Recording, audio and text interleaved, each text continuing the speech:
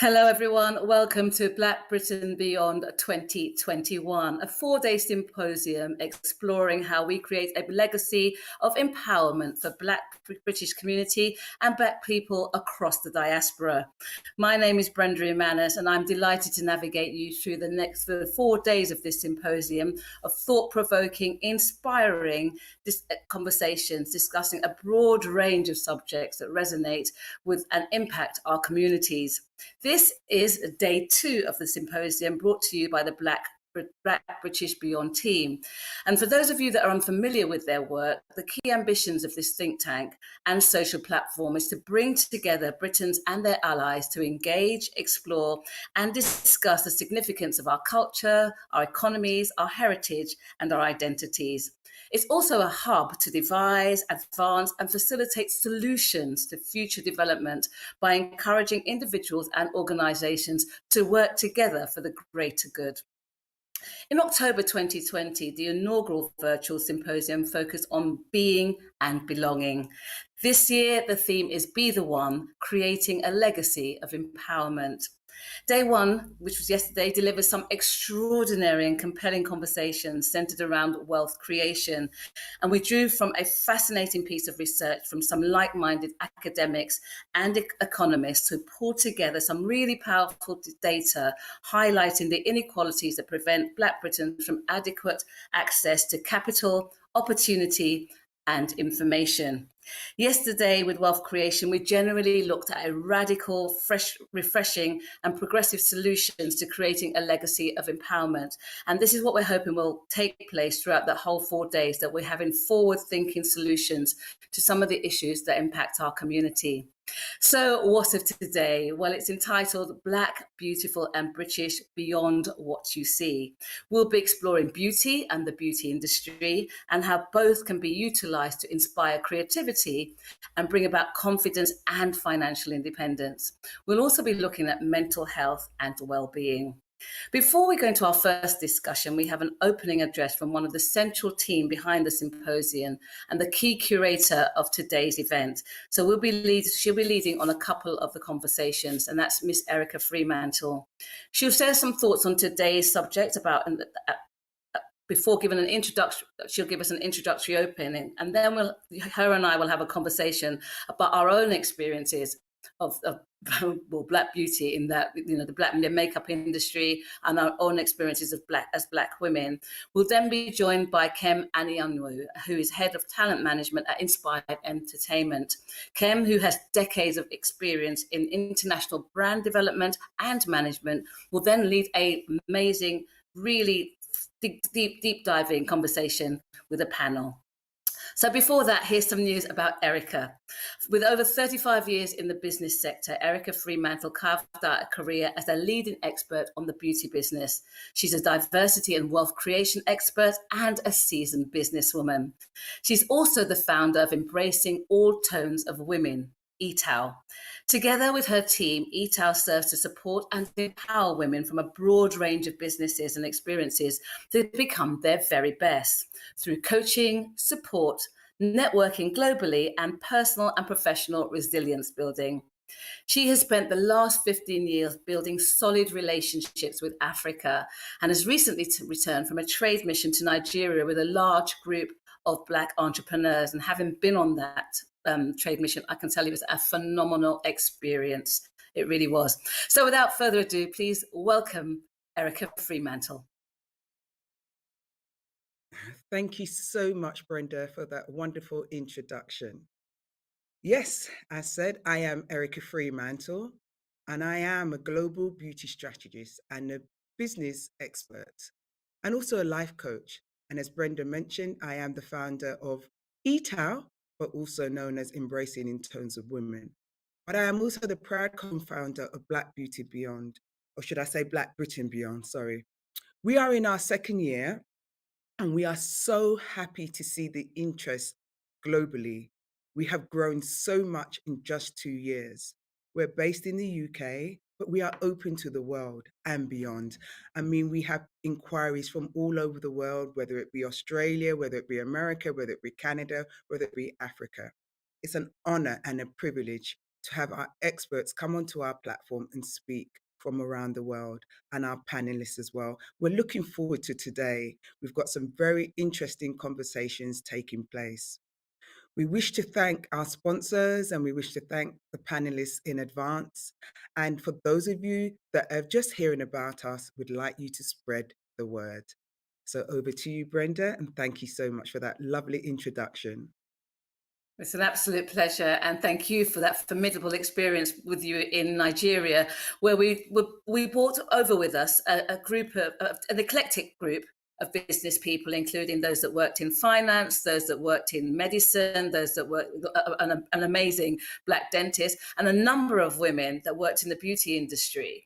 And some of them hugely successful, which surprised me really. It was really inspiring to see, because I remember, and you're my same generation as me, the black beauty industry was no way near where it was today. I remember walking around chemists just trying to find a lipstick when I was a schoolgirl that suited me, and I think we all had black cherry in our bag, and it was black cherry or a Yes. dodgy red, and that was it.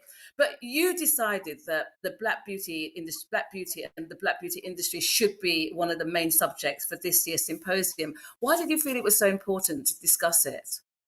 Oh, wow. I mean, that question is so loaded because as you were speaking there, I remembered my days growing up in Brixton, South London, and wanting to find not just a lipstick, not just a moisturizer, but a foundation for someone of Mm. my skin tone. And there was nothing available. And I remember going into Woolworths. I don't know if you remember Woolworths, Oh, I Brenda. do. Pick and mix more than lipstick. But yeah, that was for the sweet. But for the makeup side of things, there was nothing there. And if there was, it was for women a lot lighter than myself, maybe 10 shades lighter. So I always felt like an alien. I always felt like I didn't belong from a very early age. I didn't get into the beauty industry as a profession through choice. It was through an accident. I was literally involved in a car accident, which left me with over 250 scars to my face, the loss of my hair. So this isn't a fashion statement, and the near amputation of my left leg. But even at that time in the 80s, there was no makeup around to alleviate, to cover my scars on my face. None. And it wasn't something that I actually thought about until, you have scars and you decide that you want to try and cover them. So what I did, and when I look back at it, I don't even know how I thought of it. I got some earth, some mud, and mixed it with some water, or should I say, I created mud, and I put that on my face. That's as close Wow. as I could get to a foundation, believe it or not. But I also remember in my history lesson at school, they spoke about the Egyptians and clay and the healing properties. So something in my mind remembered that.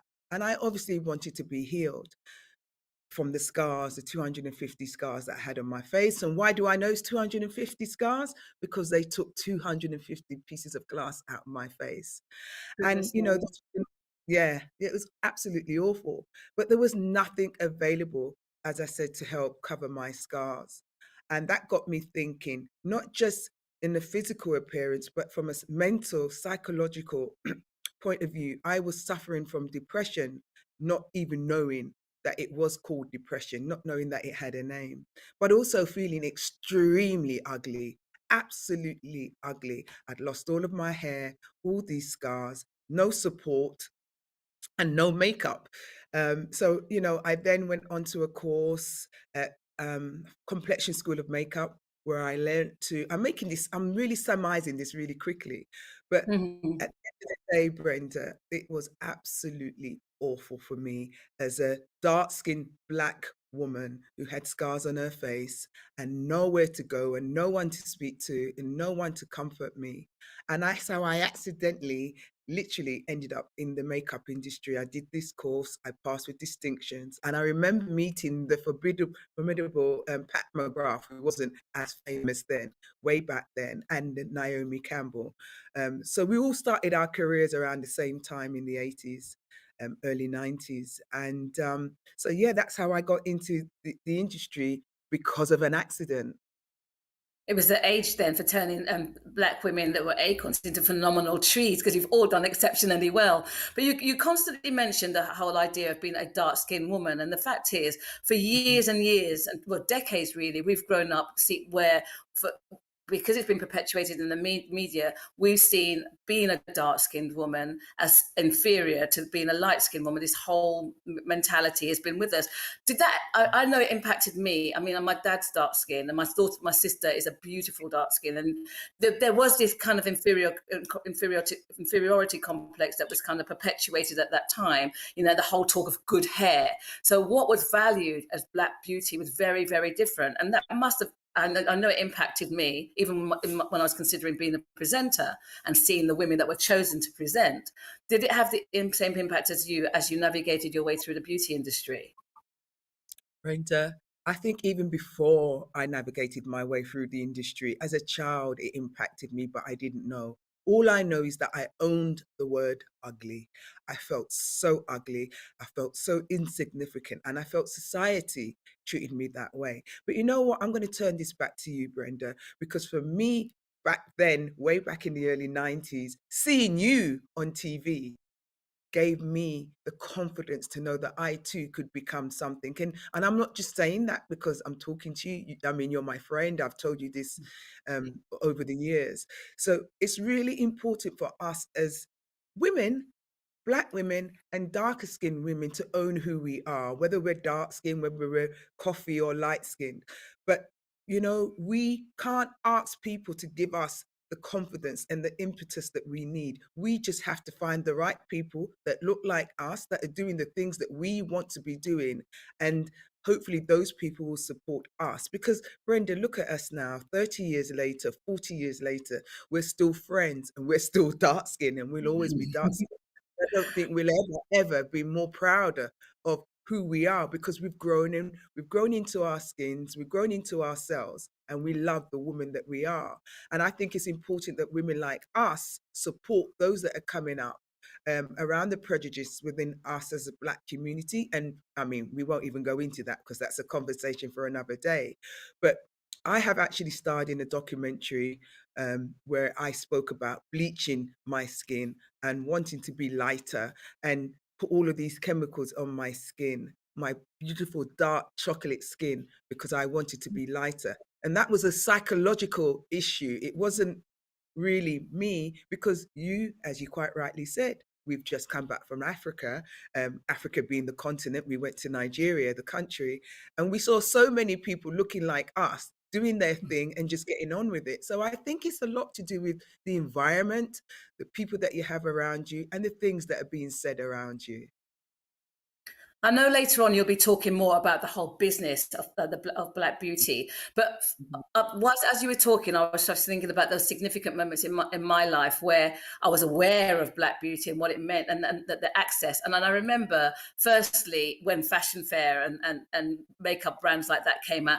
I remember, and I think it's when I started to work for publications, and they were saying there were 35 shades of black, and I'm going, oh my god, how amazing! I don't know, I was so proud of that fact. There were 35 shades, so we were all included in this in this rainbow of blackness. So I knew I had a place in that rainbow of 35 shades, and it empowered me just to know that. And then there were Wow. moments when we saw. I used to get Essence and Ebony and see women that looked like me and didn't look like me, or lighter than me, darker than me, bigger than me, smaller than me, represented in publications, which we never saw. I was into fashion, so I was buying Vogue and Cosmopolitan, and very rarely was I represented. And then, boom, next thing I knew, Naomi Campbell was on screen, was a big supermodel. A black, dark skinned woman was a supermodel. Before that, Iman. And it was just got better and better. Now, I can't believe in 2021, we're sitting here saying that a billionaire is a black woman who works in makeup. So the business has just done an amazing turnaround. It's taken a lot. It's taken challenges, as you well know, because it's your industry more than it is mine. But does that excite you, or do you think, my God, it's a long time coming and it doesn't surprise you, you just think it's about time? It's a two-pronged thing, and I tell you why. Many years ago, I made up my mind that I wasn't going to get caught up in the diaspora's narrative. So I went to where people looked like me that were doing well. So it became my norm, my way of thinking. And whenever I came back to the UK, I was always confused and conflicted. But then I realized, going back to what I said to you before, it's about the environment that you're in. So I was very fortunate enough to go to, be a lot in Black America, be a lot in the Caribbean, in Jamaica, where my parents are from, spend a lot of time in Nigeria, Ghana. And I saw people, Black people of color, doing their thing. So I was spreading the word in the industry, in the diaspora, in particular in the UK, but I was being ignored. They called me the troublemaker, the very opinionated Eryca Freemantle. That hasn't changed. All I've done and what I'm doing is speaking up for people of color, women of color, especially the darker skinned women that's neglected.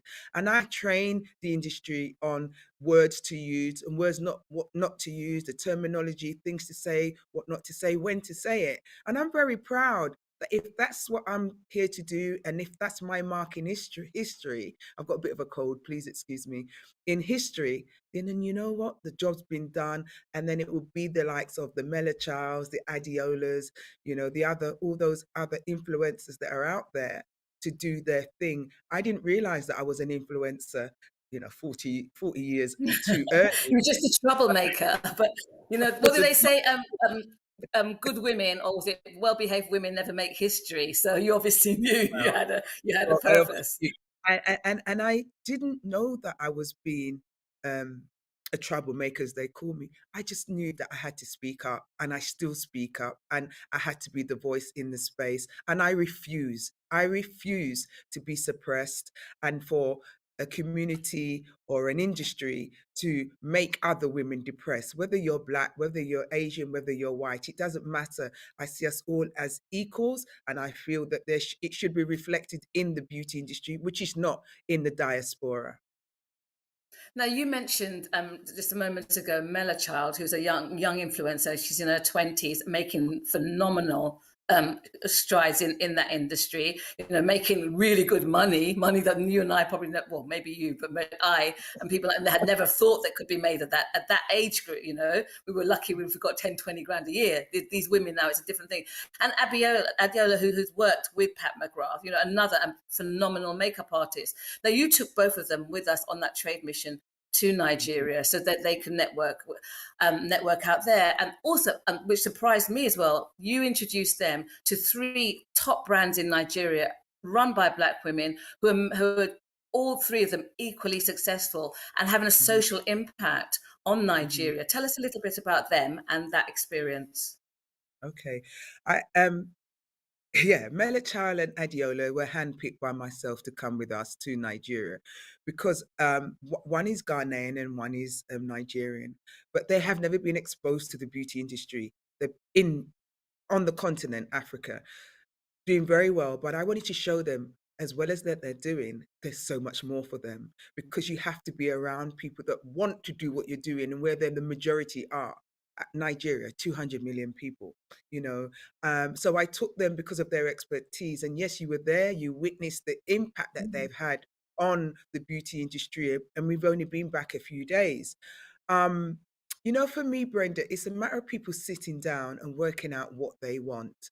What is it that they want? I always knew that I wanted to make a difference, and I knew that I needed to be in a larger audience. I've also been to America, done a lot of things in America. I met with Essence Magazine. I met with so many people years ago, but I don't think I was ready for America when I went to America back then. I needed to know who I am, who I was, what I want, and where I'm going. I felt I needed to bring something to the table.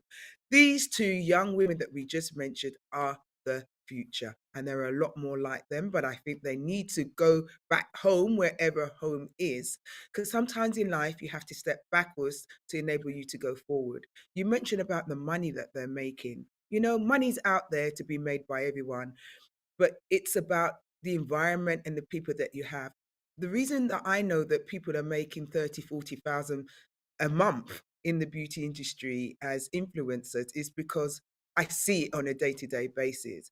So seeing Mela Child earning what she earns and Adiola doing what she does, there's enough for everybody. There's enough for those influencers, but you have to have a business mind, which is what we're going to be speaking about later on.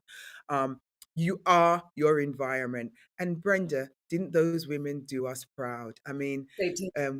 They did. I mean, we went to those three makeup brands, as you mentioned, Zara and House of Tara and Banque BM Pro. Those women are not looking at the diaspora. They know their market. They've got a continent that's 1 billion people strong. Even if you cut that by half, that's five. Well, I'm not going to do my maths, but anyway, those they've got a whole continent as well as the Americas and the UK. So their focus is different, their narrative is different, their energy is different. If anything, they haven't got enough products. They can't get themselves out there enough. And I think that's a wonderful place to be. And I felt it was really important to show the younger girls in the UK that they too have choices as well. Later on in this afternoon, you'll be talking to another phenomenal woman who's involved in the makeup and business industry and bought us Fashion Fair, which was one of the early brands that I remember. When we see what Rihanna's doing now, Rihanna's almost not turned her back on music, but it's not become her priority. Fenty as a beauty brand has become her priority, I guess. Do you think that's just a reflection of the need, the desperation for because Black women are finally finding what they want and what they need? And judging by what you're saying, do you think we should be looking beyond the UK as if you work in that industry for your success, or do you think the fight is still here?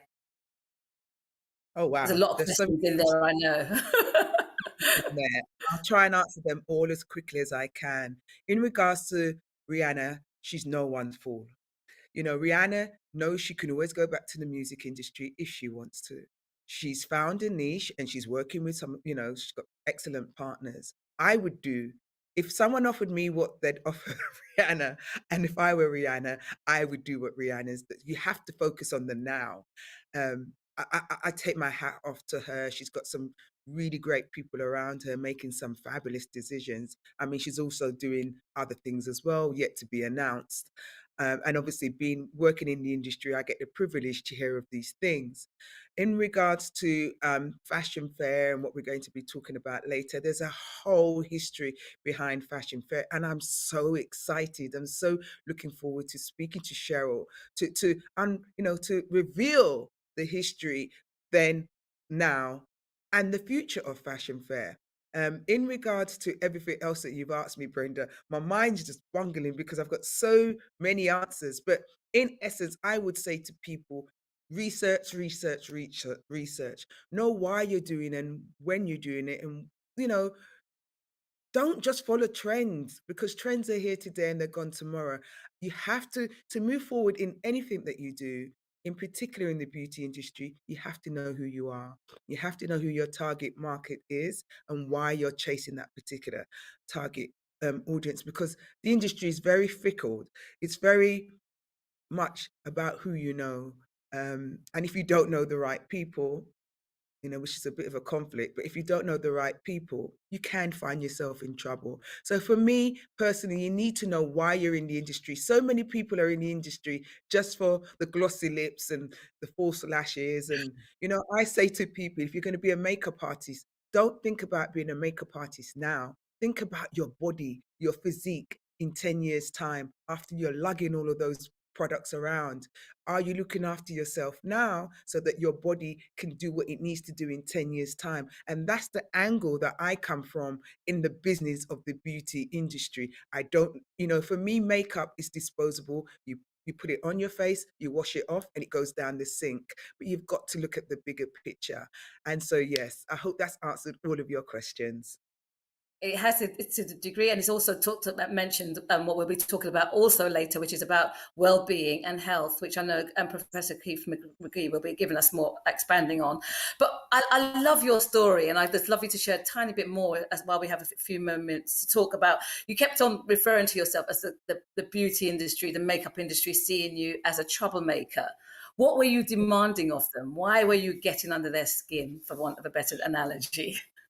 Thank you, Brenda. Brenda, when you get to a certain age in life, um, and you've gone through certain experiences and you survive, you don't give a damn anymore what anyone has to say, especially when you're not dependent on the industry to put food on the table. And because I do so many different things, I just got to the stage in my life, in my career, that I felt I just needed to call a spade a spade.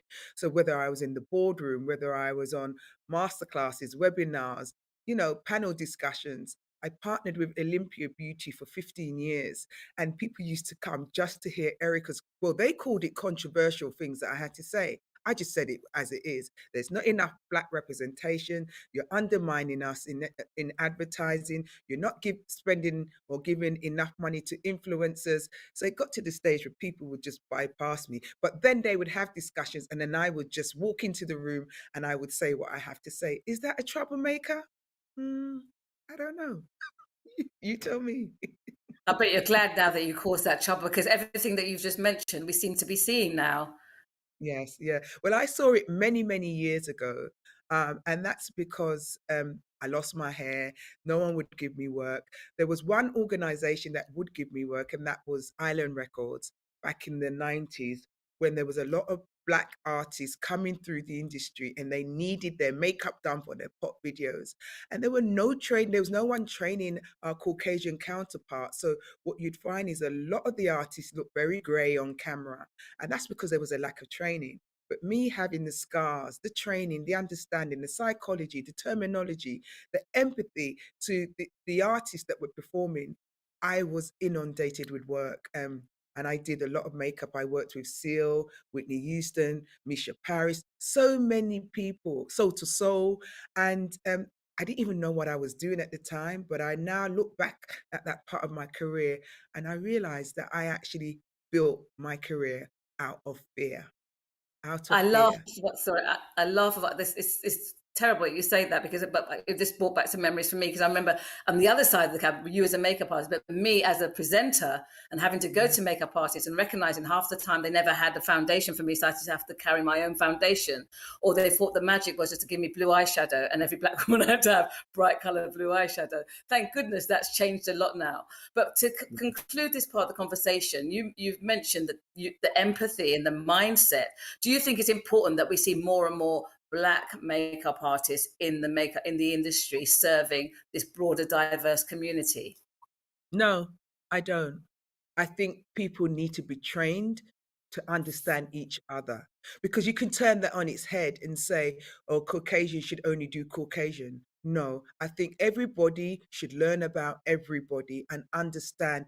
If you don't understand the mindset, fair enough, but at least understand each other's skin type and the tones, and all of those things can be taught. So I don't think Black people should just do Black people's makeup, but I think if Caucasian or Asian people are doing Black people's makeup, they should have an understanding of who we are, our culture, and what we eat, and how the food we eat affects our skin. You can't stand there with 3 shades of colors, foundation, and hope and pray that one of them is Brenda's and one of them is Eryca. I'm not accepting it. I'm not having it. And I will speak my mind in the industry as long as I have a voice. It's just not acceptable.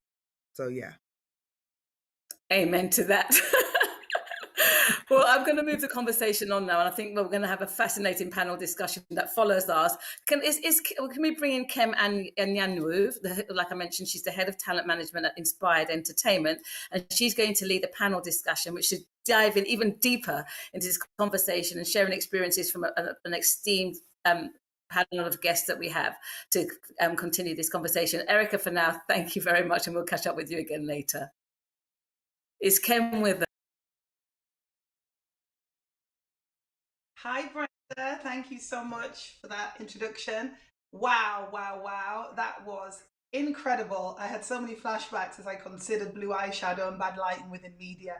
Absolute pleasure to be here on the Black Britain and Beyond Symposium. And of course, I'll be moderating today for this next session. Thank you to Eryca Freemantle for advocating for this segment this year. I like to see it every year so we can have these conversations and really see movement in the area that we all care about most. So Black, British and beautiful. Quite a label to have. We're going to be delving in a lot deeper with some of our guests, which I'm going to welcome in just a second. We'll be here till 1:45. If you're just joining us and you're not sure what's going on, you will be able to watch this stream back. So don't worry if you feel you've missed out, and do share, as we want to bring more people up to speed with what it is to be Black, British and beyond. As a Nigerian descendant and British, as you can hear, I've spent the last 10 years as an African American, as it's the place where I found my identity, a place where I could know who I am and be who I am without being asked, well, who's your dad?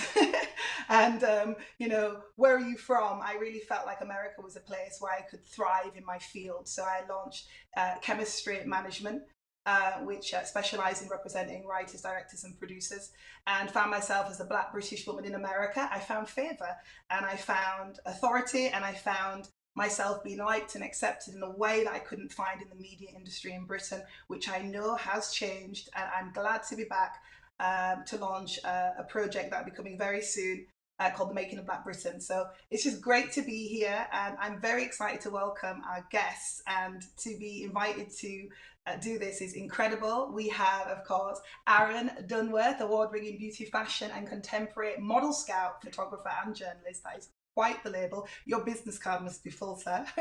We have Oyin Odebayo, founder of Neo Enterprise. We had a good chat in the green room, and she's going to share in just a second. I always feel it's best to let people introduce themselves, as everybody has a version of your bio of who they think you are, and with a symposium with this kind of depth and intellect and academic robustness, I want to make sure that we're giving you a chance to speak right from the take of action. So we also have with us, we have Aaron, who will be joining us in a little while.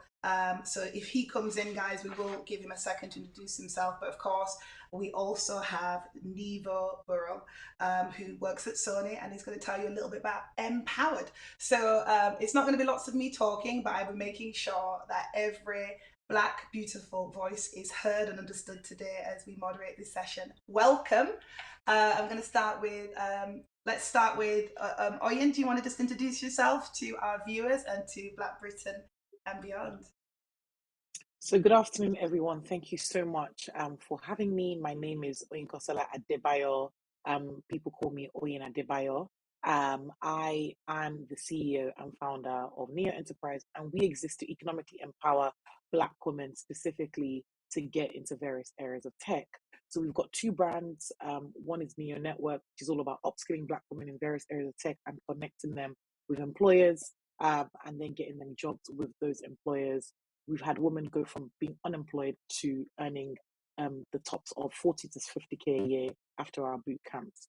We also have another brand called Neo Hair and Beauty, which is all about how can we use technology to simplify the booking and buying process of customers getting their hair done, all around an empowering community, and also giving power back to the stylists as well. So that basically means how we can actually put more money in the pockets of stylists. So yeah, that's a little bit about me. It's great to be here, and it's really, really awesome to share a panel with other amazing guests.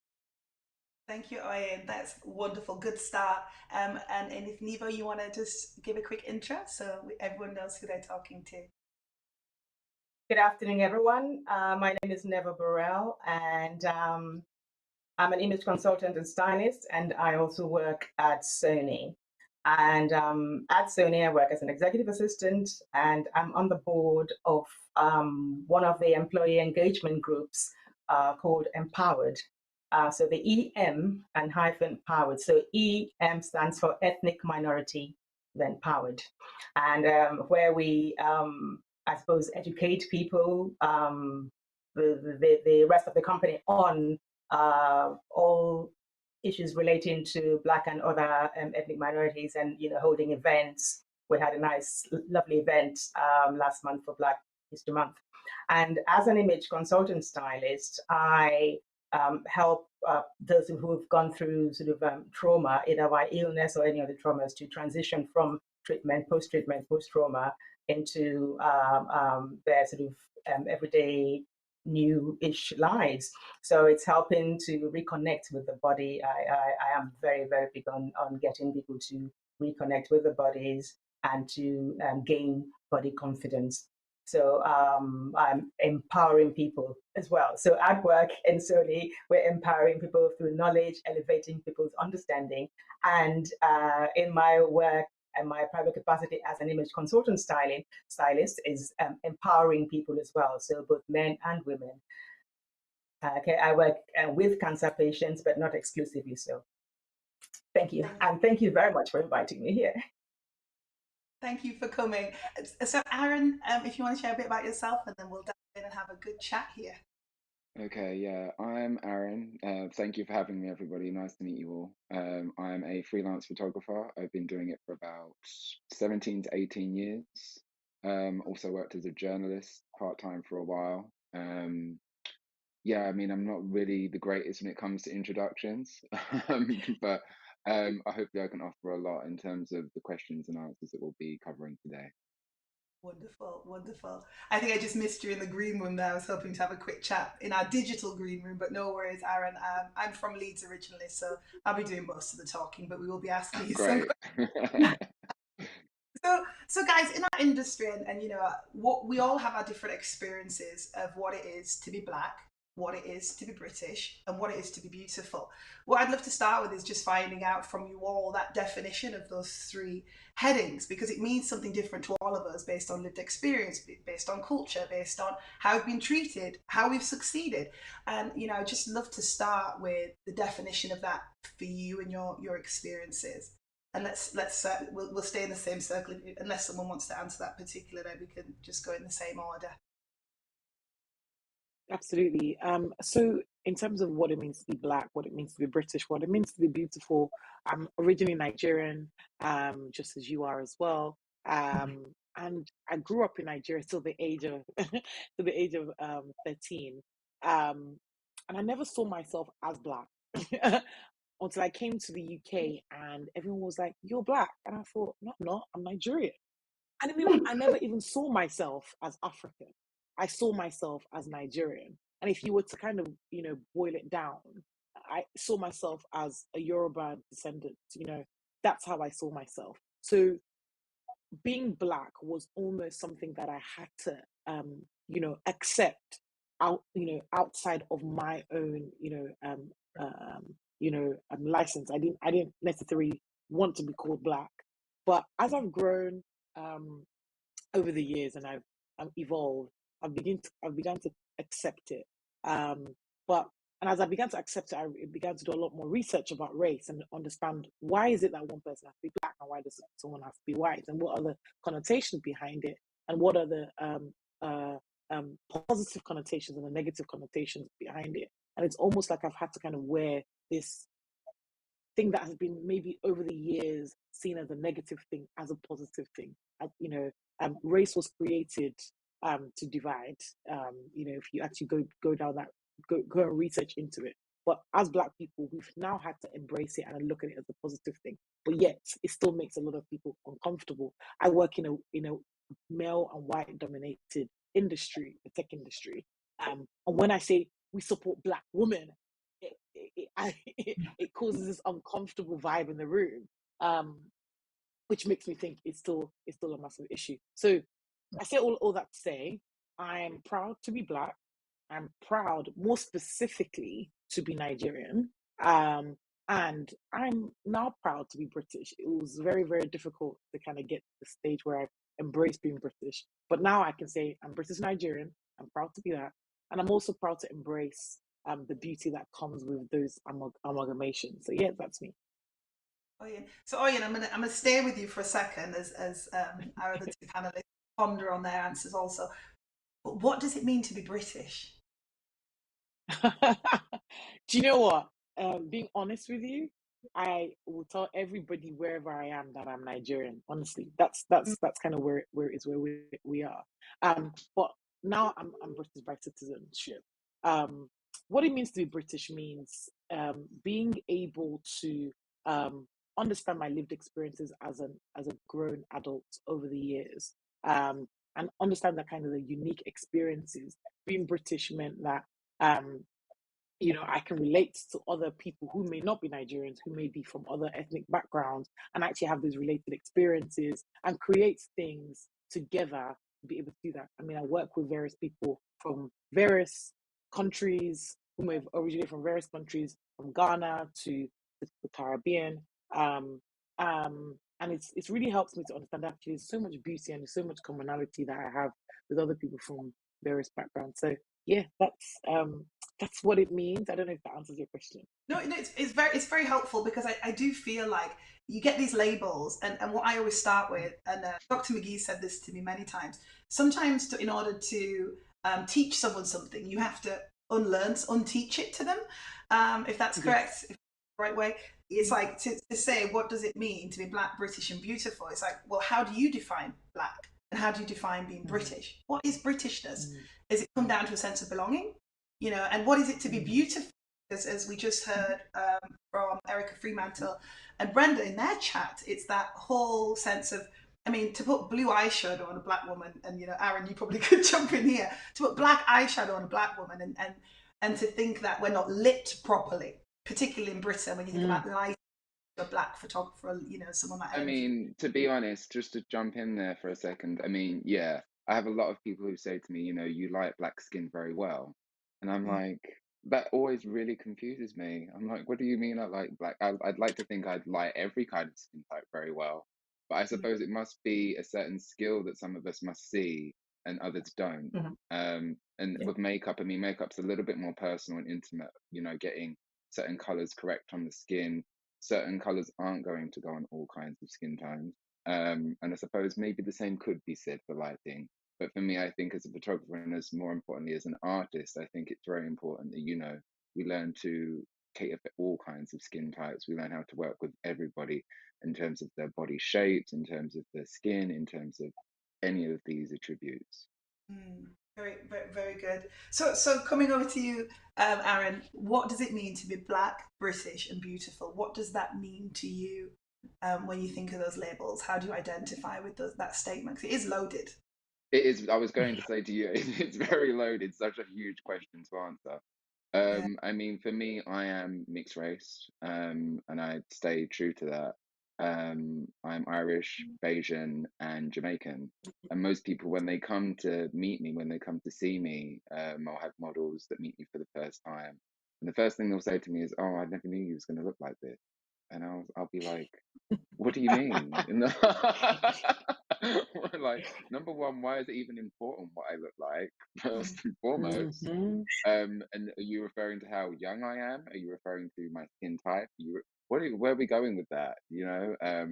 But that's just people. That's the way we can be. I think we all kind of get certain perceptions in our mind. And my name is, you know, it's very Irish, Aaron Dunworth. I suppose for some people, that's such a huge indicator of what they're going to see, who they're going to see, you know, and I understand that. I've been raised mostly by the Irish side of my family, and the British side.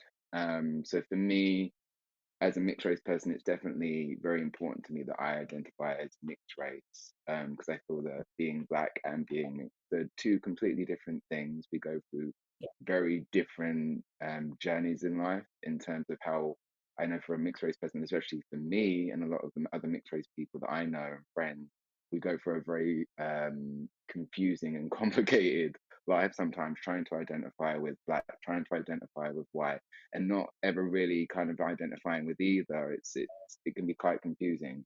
But coming back to the question, for me, like I said, it's very important to me that I kind of stay in between both and almost maybe in a sense bridge that gap and try and make it seem to people that there is, you know, I don't like to use the term colorblind because I feel like it's very important that we do see color. But make it not such an important thing that we're always keeping that, oh, you know, this is a Black person, this is a white person. I don't think it should really matter. And some of that can come from feeling like we don't belong somewhere. I love that Oyin said that she sees herself as Nigerian because that's where she belonged and what she understood. And then thinking about her experiences coming to Britain, it comes back down to a sense of belonging. So when we feel a sense of belonging, there's a sense of identity in that place we belong.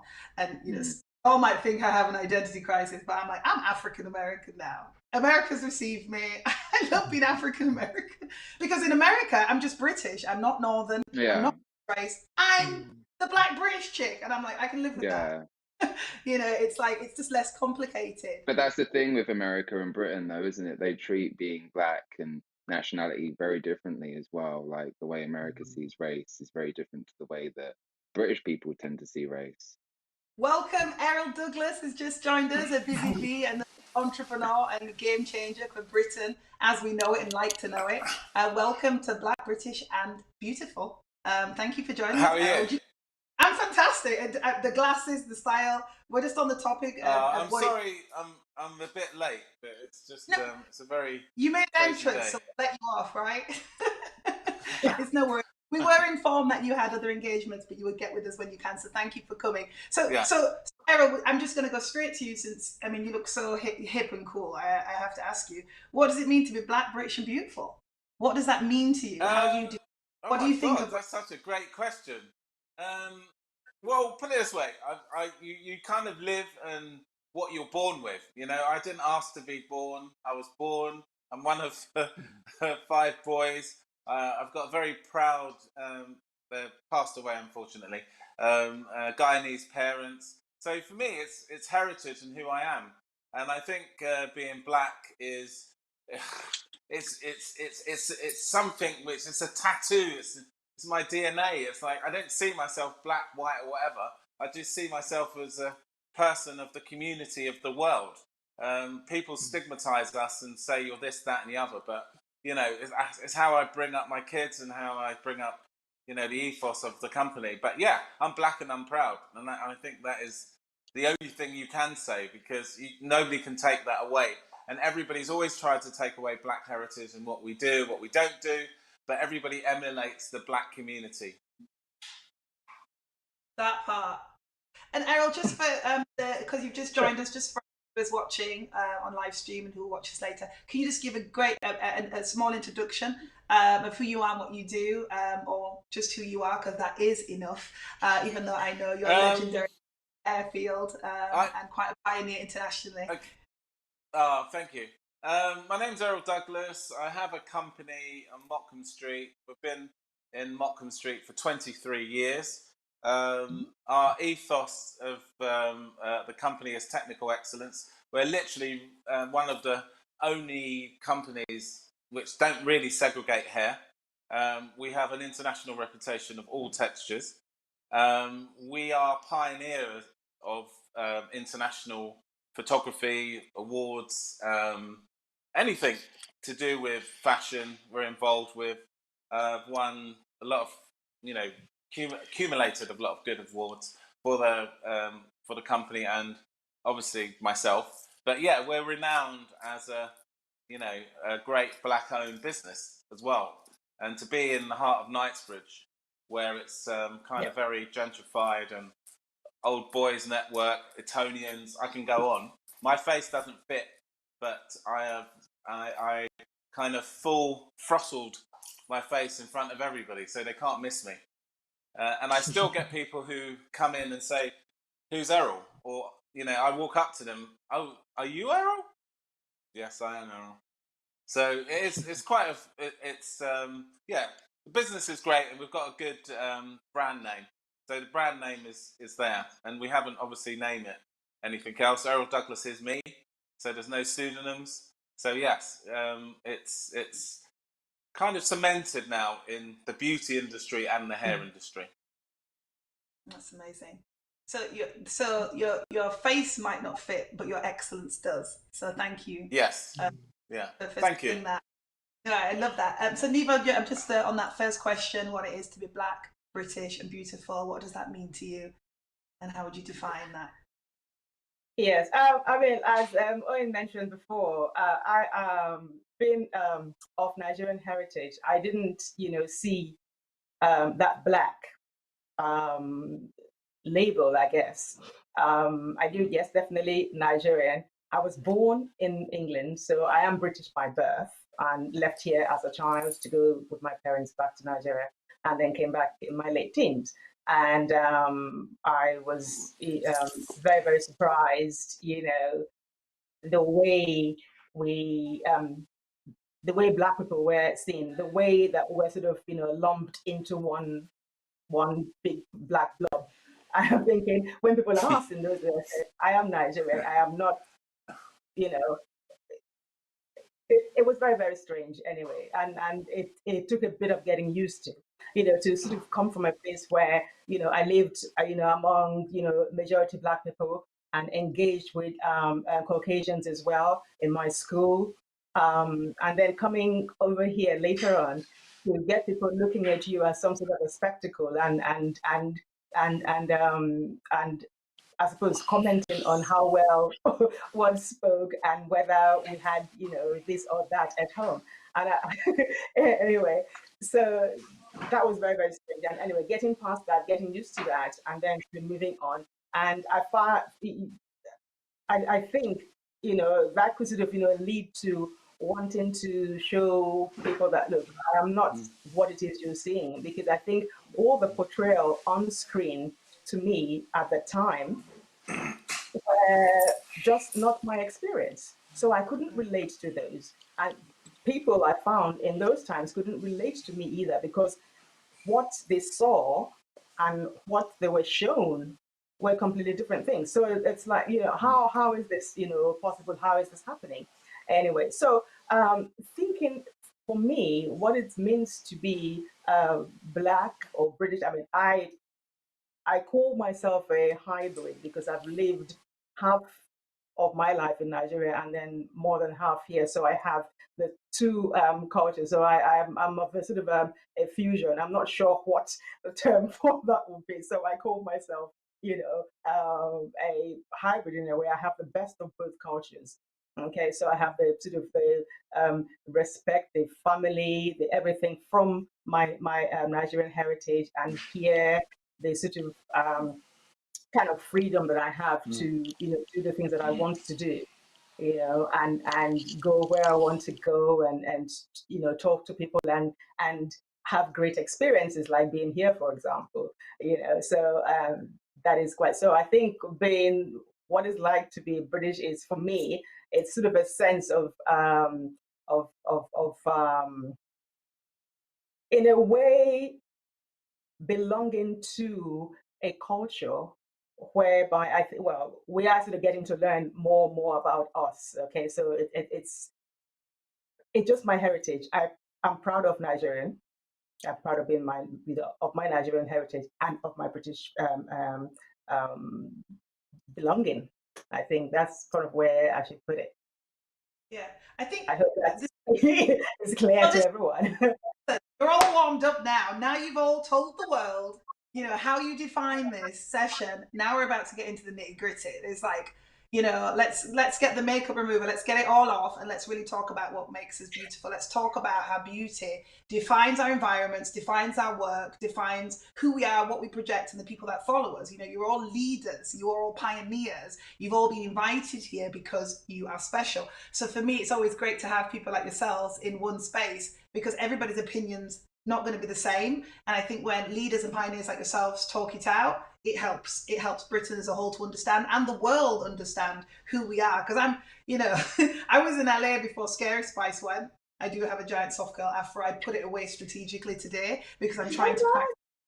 I don't want my hair to define me though, because it becomes, oh my God, your hair. And I'm like, can't you say, oh wow, you're kind? Wow, you a patient person? Wow, you eloquent? It's always going to be about my hair. And for me, just, to the topic, how does beauty define where we're working and how we live? I've realized that I've become dependent on the fact that there is something beautiful about me, that I know I can do this and that space becomes easier for me. Or if I do that, I can hide behind that. So I'd love to hear, particularly, Aaron, and Errol, hands-on in in an industry where you're seeing models constantly, you're seeing young people submit. I know you're a model scout as well, Aaron. Like, how does it define the environment that you're working in, and how do you manage that? I think for me, beauty comes from soul. It's music, it's culture, it's the food. I mean, coming away from the industry for a minute, I think for me, when I'm even dating, for me, is like a bit of a procedure. If somebody for me doesn't like R&B music, for example, to me, and straight away, it's just like, well, this isn't going to work, is it? Like, it's just not going to work. because I really like R&B music. So You're like, I'm ugly now. You don't like R&B. honestly, but then I mean, I'm I'm a diverse person. I like pop music, I like classical music, but for me, that is my roots. It's a big part of who I am. So I think that is a part of what makes us beautiful. And I know you said, you said you was in LA and people were talking about your hair, and that is a part of your beauty as well. It's a shame you felt you had to put it back today, but I understand what you're saying. Like you don't feel that should be necessarily exactly who you are. You can be whoever you want to be, and that's just a small part or a small proportion of who you are and your identity. So I get that. And you don't want it to become a crutch. Like, if every time your hair out, ooh, it's like, wow, who's that girl with the massive She's that afro? girl with the hair. Yeah, exactly. Who am I when I don't have my afro? My neighbor ignored me the other day. I did a 30-day with no afro.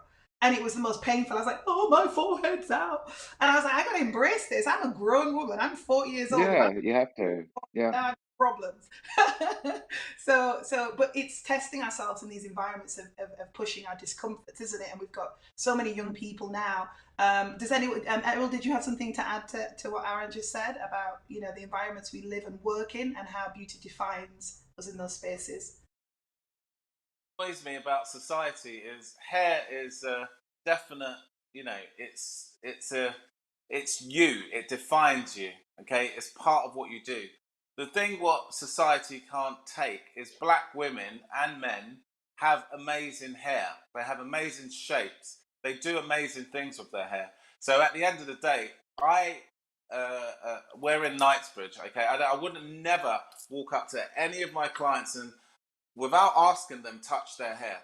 So society always thinks they can walk up to you and touch your hair. So the problem is not with black people or anybody, it's the problem with how people feel that they can touch you without your permission and they can touch what you have. Okay, I was brought up good parents, okay? I would ask. But at the same time, I've seen it. We don't do as many straighteners. I'm doing loads of models who have got natural hair.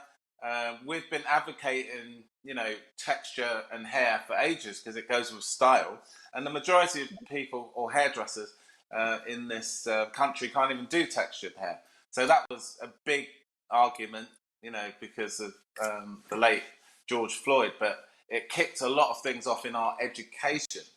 But at the end of the day, hair defines you on every level, black, blue, red, whatever, it defines you. And it's, I would say it's the one thing culturally, it's like style is inbred. I could look at I can go to any kind of festival, I can go to anything. I can see a 4-year-old little black kid would have style. Okay, they don't look bland. It's a style thing. So it's like a DNA. And if I wasn't doing hair, I would be a designer. I would make my own clothes. I do interiors because I know I'm artistic, so I can make things with my hands, and that's what people like. If you don't just put your hair out, you are creating something. And we're very creative people. Errol, I was just thinking about Eryca. You can call me Eric. Call me anything. No, I was thinking about Eryca. I think I had a mental image as you were talking of obviously Eryca Freemantle, who has put this amazing segment. Yeah. Invited us all here today. When I think about her story and her accident, and she shared about this surgery she had no hair. Like when I first met Eryca Freemantle, I was like, wow, now that is a confident black woman. I want to be like her because I'm exactly covering my face, like my identity's in my hair, and I looked at her.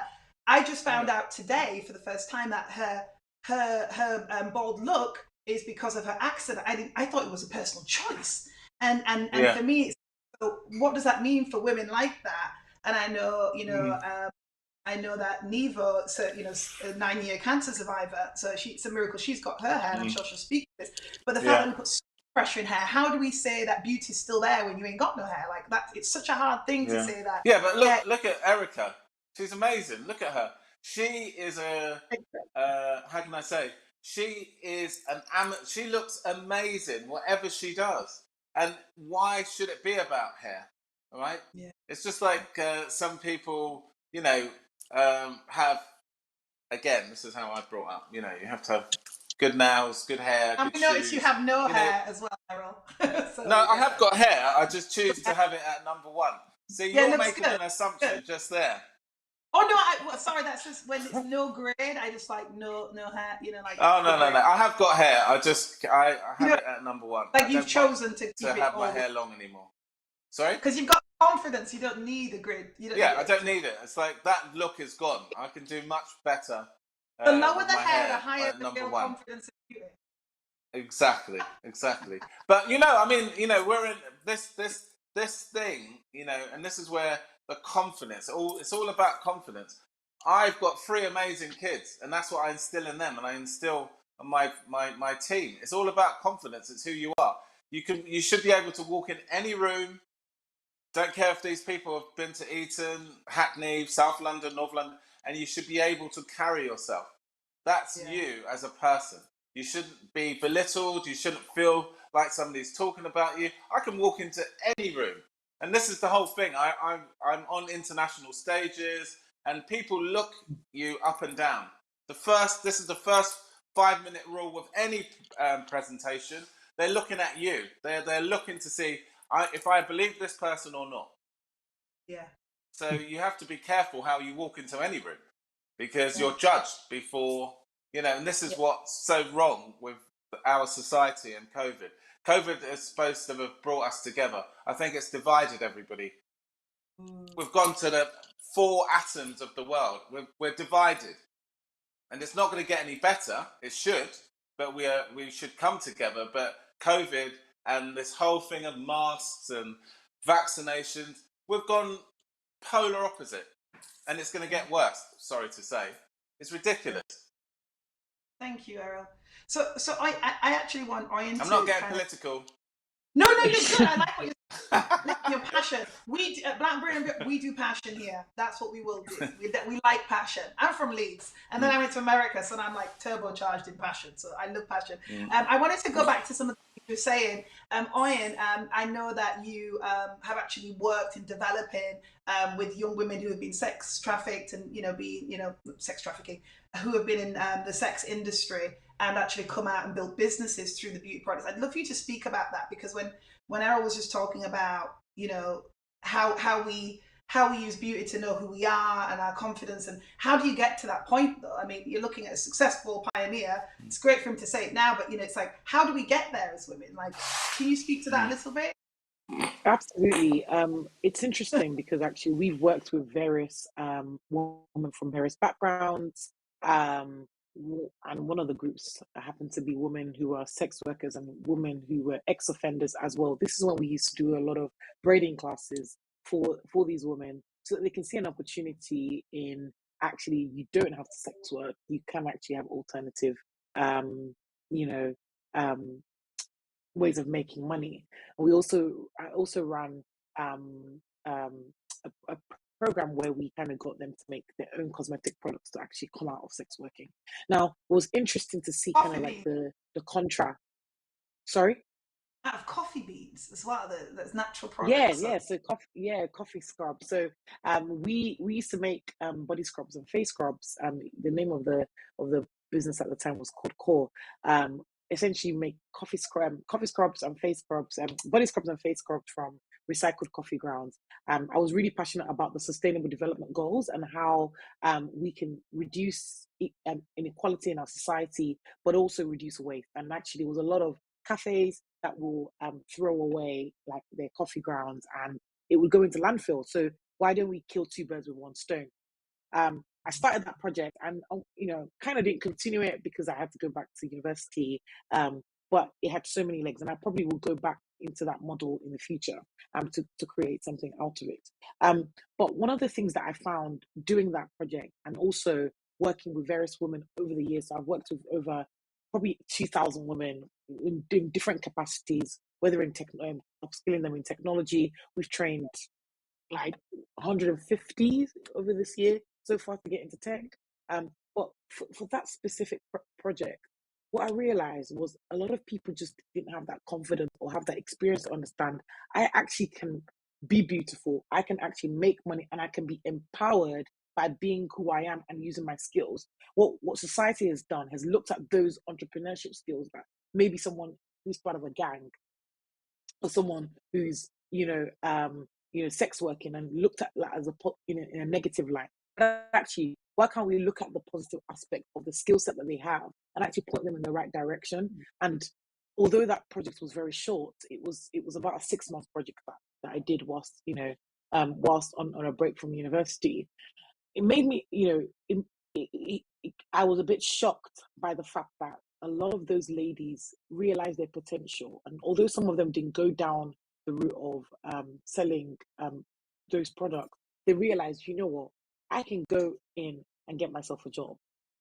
I don't have to go down this route. I can go in and actually make money with the skill set I have. I can negotiate, similar to how I would negotiate with someone who wants to sleep with me for money. I can negotiate and I can actually make more money in the way that I want to. You'd be surprised to hear, how much people would make from sex working, when I was in Nottingham in the red light district. And just being able to see, you can use the same skill and actually make more money and actually do it in a legitimate manner. So yeah, it's really, really interesting in that sense. And I would like to actually kind of cast it back to the present. Right now, my focus and the focus that we're having is upskilling women in the beauty industry and upskilling women even in the tech industry. You find that a lot of times, I would tell some of the ladies in our boot camps, I have a job for you at Citibank, for example. So one of our clients is Citibank. And they'll be like, oh, I'm not confident enough I'm not ready. But then, so we have to do a lot of work in actually upskilling people, not just upskilling them from a technical perspective, but actually saying you can actually do this because society has told Black British women that you are less than, you can't do it. Or maybe at school, you're too loud to shut up, or your hair is this, you have acrylic nails, go back home. So you get kicked out of school. So you don't, society keeps pushing you back. So you find that we're having to pull people up when society should be doing that from a younger age. So I think there's a lot of work that we still have to do, and I have to agree with what Errol was saying earlier on about the role that society has played in pushing us apart. I mean, George Floyd died last year over was it a $20 bill or something crazy like that.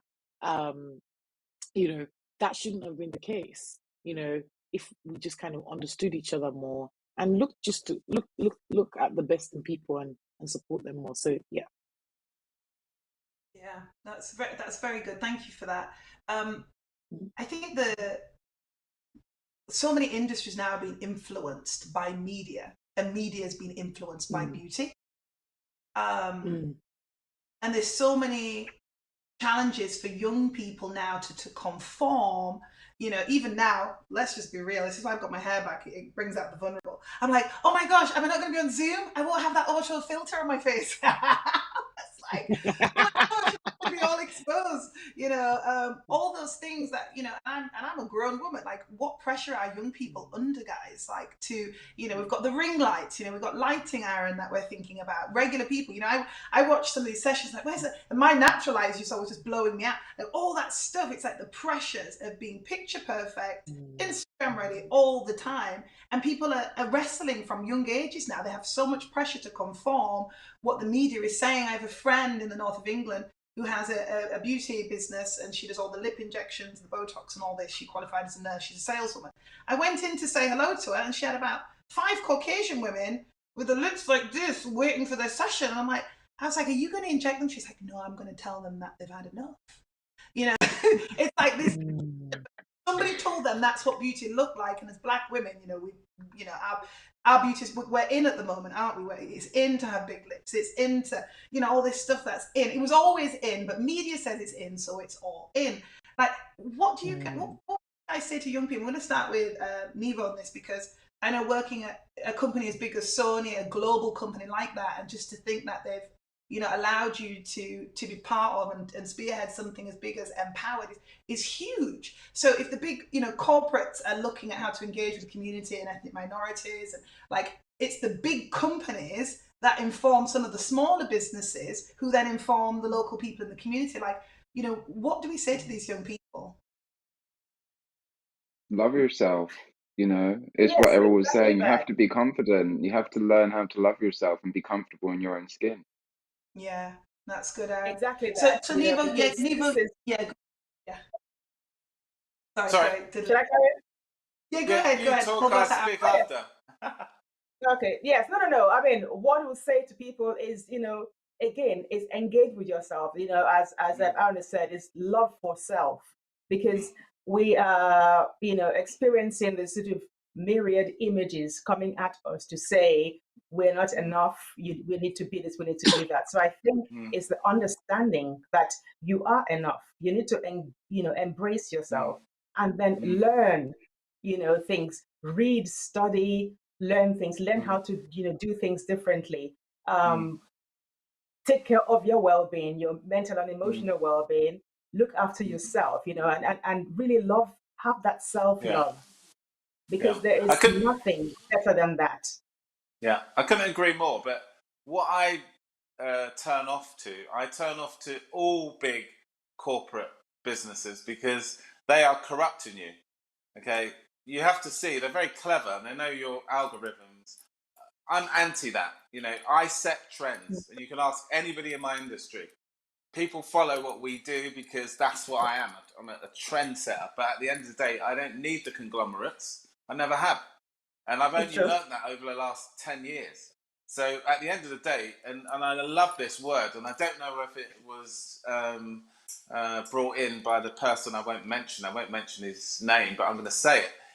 It's fake news. Fake news is everywhere. And if you're silly enough to absorb it, then that's your fodder. You know, your fodder should be cultural things, books. You know, it should be about knowledge. But what we don't do, because this is not society. These are the kids that don't want to work for anything. So, and I'm not just talking about Insta famous. I've built up a brand of years, and I've travelled the globe. But it's a brand. I can't have somebody come up and say to me, "How did you do that?" And, you know, how can I be like you? It's not about that. It's just No. it's about the integrity and the passion of your journey. But it is quite interesting, and I'm having that now with trying to get certain segments of my company with trying to get somebody to work. Nobody wants to work. Period. Nobody wants to work, and it's not just the old or young generation. There's something happened. I don't know whether aliens come down over the last 2 years and put a spell on us. Nobody wants to work, and they don't hold jobs down. Nobody holds a job down. So again, it's like I'm into that nurturing somebody who wants to be an entrepreneur. That's who I'm interested in. But again, you know, I don't know whether there's a dead zone somewhere at the moment. But you know, it's like there's a lot of people out there who want to go into restaurants and places, whatever. But you can see, I'm a Londoner. I'm always out, and you know, people they just don't give their all anymore. You know, you walked into my business. You know, we give great service. You walk into anywhere now in London or good places, and you kind of think, oh my God, can you be bothered with me? That's where we're at. People have got no time for it. We've got no time for each other, and that's the saddest thing. And then if you've got no time for each other, we go back. People blame you. Oh, you black this, you black What do that. we do about that error, though? What's the solution to that? If that's what we're identifying, what would you? We What need advice would more female world leaders, for one thing. We need women with empathy. Get rid of these old stupid blokes who don't know anything. And at the end of the day, and I'm saying this, you know, it's like Martin Luther King. There's loads of people. We do not have anybody to aspire to. That's what's happening. There's nobody. All the people you aspire to are dead. Okay, they've left legacies, but you name me one politician in the world who we look up to. Nobody. One person who is an industrialist, not just because of money, you know, and it's great because we haven't mentioned money because that is the worst. That's what sends people crazy. But you just look, people idolize people with money. How superficial and shallow is that? I don't care about Elon Musk. I don't care about all those other guys. I don't care about Amazon. You know, give me somebody who is going to, you know, we can aspire to. You know, I'm not talking about a cult. Put somebody up there who's got substance. But Errol, isn't this why we're here having this conversation? Because if we're talking about image, I mean, you look like you should be on the front of GQ magazine. Let's just be real. You look stylish. Tesco's. Did you say Tesco's? And then you've got the confidence to back it up. But here's the thing: as you're talking, and I'm sure the ladies, I'm sure Aaron's got something to say, and please, guys, jump in after this.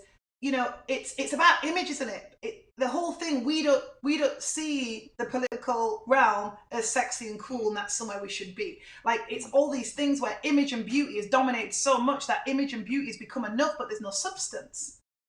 Yeah. Yeah, I mean, that's a part of my problem right now with the industry. Oh, go ahead, Aaron, and then to Neva. Go ahead, No, Aaron. that's a part of my problem right now with the industry. You know, I keep having these conversations with people recently about how I feel being a photographer. I mean, I've been doing this for such a long time. It's like Errol was saying, there's no substance left. There's no substance. Like, everything is just such a turnover, and it's all about money, quick turnover, and it just keeps on getting quicker and quicker and quicker. And that's because of social media. I mean, social media is also a blessing in many ways, but it's also been such a curse. I feel like, you know, when I think about the reasons that I became a photographer, it's because there were so many people that I looked up to, so many legacies, so many people that were just like, you know, at the forefront of what they're doing. And now I look and I'm like, where's the talent? Where is it? You know, whether it be in Hollywood, whether it be in music, fashion, like all these fields, the turnover is just, it's crazy. And it makes me wonder where we're going, if I'm going to be honest. Yeah. And that's a sad, that's really sad. I'll come back to you. I'm just going to go to Neva because they both started commenting at the same time. Go to Neva and then back to Errol. No, I think, yes, this social media thing. I think people, because of what they're seeing now on the screens and on the grids, people don't understand or don't want to engage with the fact that there's a lot of work behind, you know, there is no overnight, you know, sensation. If somebody blows up, for example, you know, they've been working for, you know, decades or years, you know, to get to that point. But what we see now is, again, there's fast moving, there's fast everything. Somebody was here today, the next day they have, you know, bought likes, they have done all this sort of things. I think that's changed now. And my thing also is, you know, I've been an image consultant. It's not, I mean, I always sort of thought, fine, I wanted people to look their best, to present themselves well. I mean, as I think Errol mentioned before, when we're brought up, we're taught to, you know, be tidy, clean, present yourself properly. This is what I, you know, want for people, and that empowerment. But seeing all the time the latest drops, the eats, the must-haves, I don't believe in identikit, you know, styling. Why would anyone engage with that? You know, you dress the individual. It's the person, it's the personality, it's the lifestyle, it's how you want to sort of, you know, move out and engage with other people. But we see majority of the sort of false advertising, false, you know, images that confuse people, that get people, that make people become sort of less confident, insecure. Because I think all these things are preying on people's insecurities and vulnerabilities, and they need to stop. Yeah, so it's just, you know, shocking how people, again, don't want to sort of engage, to put in the work, to do all those things. All they need to do is, I've seen that person has done that, I'm going to copy and paste without understanding. So I think a lot of people are copying and pasting leads nowhere. It only leads, you know, to doom, really. So yeah. To say as well, I have a comment. Sorry, yeah, go ahead. Okay. What I was going to say is, you know, where the young, you know, I've got 3 kids and they're amazing, but you know, we almost should let the young lead us, but obviously as we need to be teachers and anchor them, but you know, we have you know, I won't say we're lost. It's just like, I see this kind of era as like people are so confused. That's why mental health is everywhere. Everybody hides behind mental health, I'm sorry to say. But at the end of the day, the real people have mental health. Obviously, they've got issues, but it's too easy to say, I'm stressed. But what does that mean? You don't work. I don't feel good today. But what does that mean? You haven't tried to get up. I think that generation, what that people have come through, Errol, it's deep rooted, isn't it? It's generational trauma. It's something that's passed on. Yeah, but again, this is a controversial thing to say. It's like, I wouldn't give any handouts to anybody. I would make people work for it, because this is what's happened to us. We're too liberal. My parents have worked for everything they have. They weren't just given anything. But then again, this is what happens. Society have let people get comfortable, and it's washed everywhere. We're in I'm a really positive person, by the way, but I'm just saying, it's just like you kind of think, you just think, what is going on? No, I hear what you're saying, but sometimes I think it's just to make one statement. I think some people do have that experience, and then there's a whole demographic of people who actually the help is for to get them out of it, and they need it, but because there's people exploiting that system, it then becomes hard. But I want to go over to Oyen before she loses her train of thought. Yeah, I mean, thank you so much. I can see you thinking, I love your hair. Thank you so much. Love it. Thank you. It's very long. It's literally to my feet. Literally. Wow. Maybe that should be my new look. Yeah. I can tell you who did it. They're Nigeria. Tell me. If you want to go to Nigeria. It's Mobile's Braids NG from Nigeria. So I did it whilst on a trade mission with ETAL, which was Eryca's Eryca's I was supposed to be on that trip. I couldn't go. No, it was awesome. You missed out. But I was just next time. The next one, please be there, because it was awesome. What I was just gonna say, actually, in regards to this topic about what we're talking about, I think we are in this space where there is a lot of issues with identity. I think it all goes down to identity, who we are and who we're not. So oftentimes, a lot of people would see Instagram. People may see Errol Douglas hair on Instagram. I think I want to be like that, and they think that they can achieve that because it's covetousness, or because you don't know who you are. Now, if I understood who I am, what I stand for, what I can do, what I cannot do, what skill sets I have, what skill sets I don't have, it would help me understand whether I can be an Errol Douglas, or I can be, anyone in this panel. But the thing is, I feel like a lot of times that identity education needs to be from the home, in the grounding from the father, the grounding from the mother, to say. Rubbing, I just want to make, because what you're saying, is it yours, Errol? I'd make sure your mic's out, rubbing, because what you're saying is very important. Okay.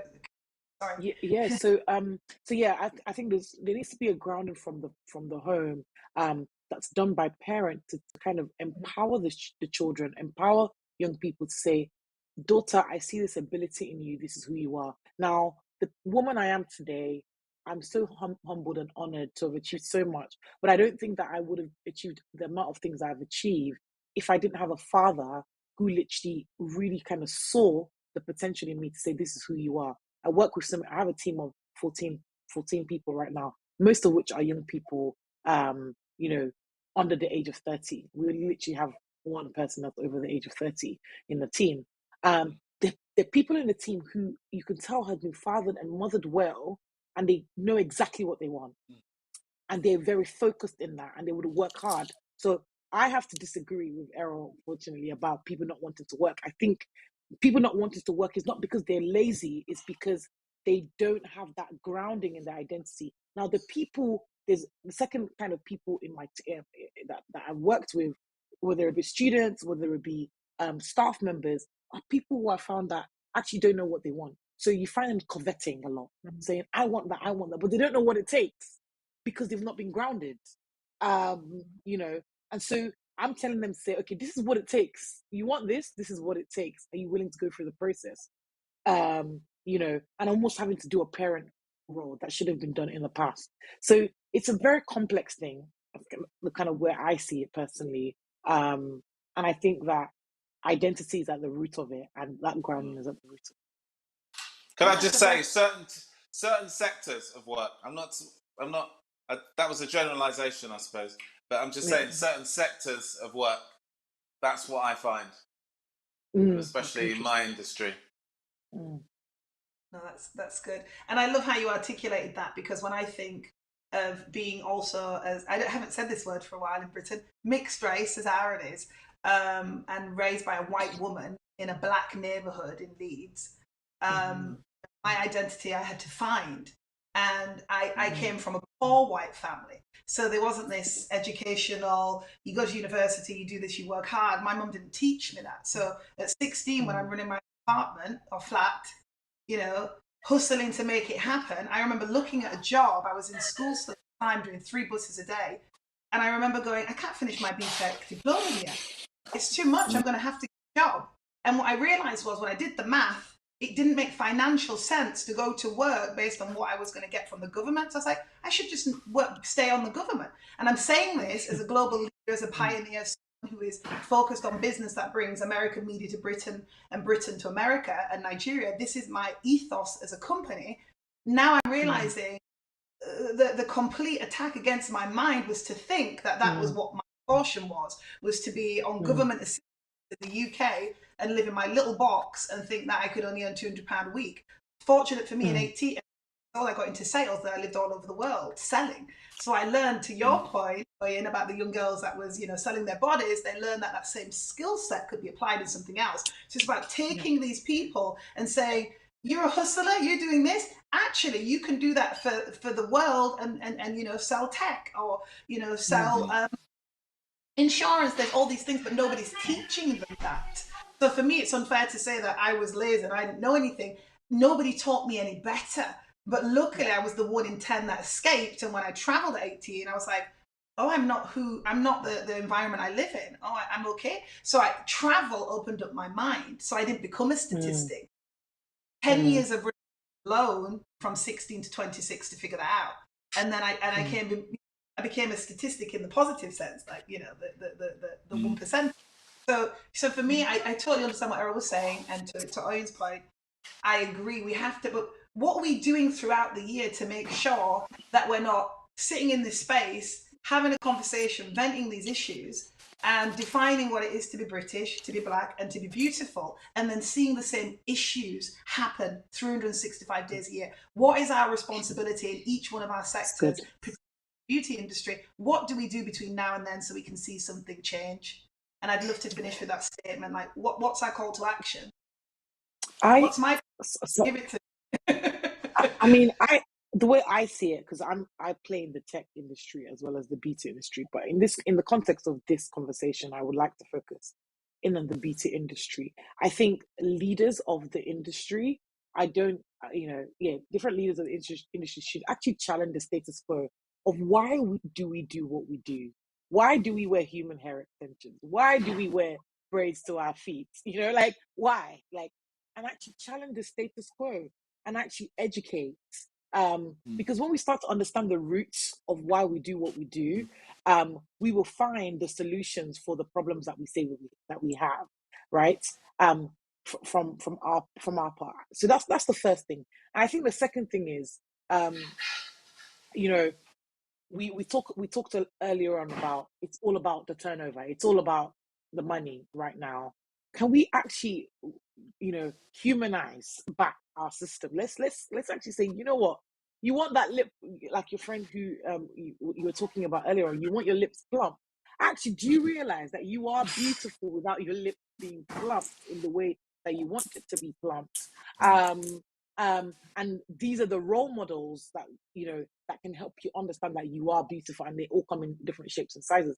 I have to applaud, as much as there's different challenges with social media, I have to applaud the kind of diversity that we're seeing on social media, celebrating, which we never saw, when I was a lot younger. We never saw plus size models being celebrated. We never saw, you know, Black women with big lips being celebrated. You know, we never saw that diversity. So I think social media is actually doing a good job in that. But as leaders of the beauty industry, what can we do? Educate, understand the roots of our issues, and actually look to highlight the differences and the diversity that the beauty industry may bring. I could go on about the tech industry for a long time, but I will just keep quiet because I'm sure everyone else has something to say. Very good. No, I think industry should embrace everyone and encourage people to embrace themselves. And so that sort of idea of these are the specific types of people that will employ to use for adverts or any of those things. I think that should be done.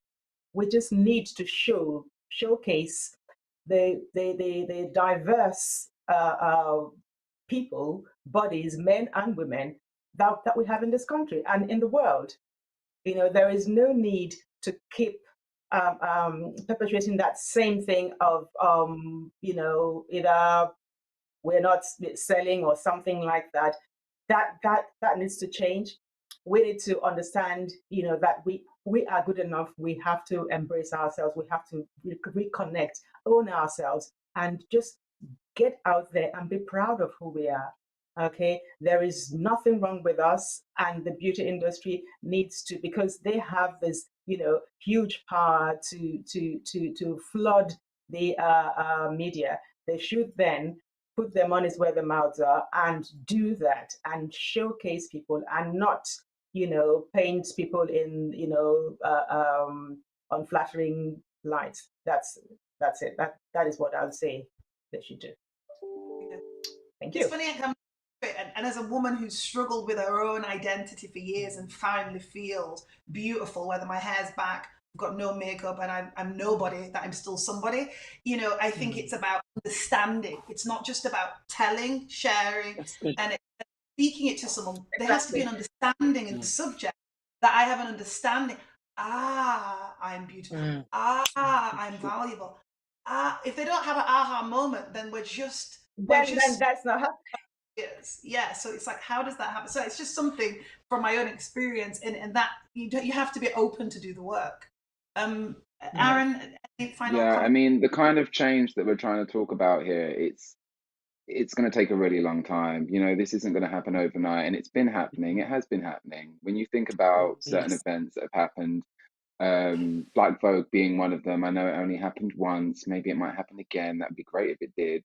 But then when we look at the editor now of Vogue, British Vogue, UK Vogue, that's now come a long way as well. And when we think about music, when we think about even Beyonce Knowles releasing Formation and talking about how she loves herself, those things are so crucial to, I think, Black people's well-being. When we're talking about people that are going to aspire change and people that are going to make us love ourselves and think about who we are, those sort of people, we need to keep pushing that, and we need to kind of remember that beautiful exchange that I think we were talking about with humanity, and just appreciating and respecting each other for who we are and our personal identities.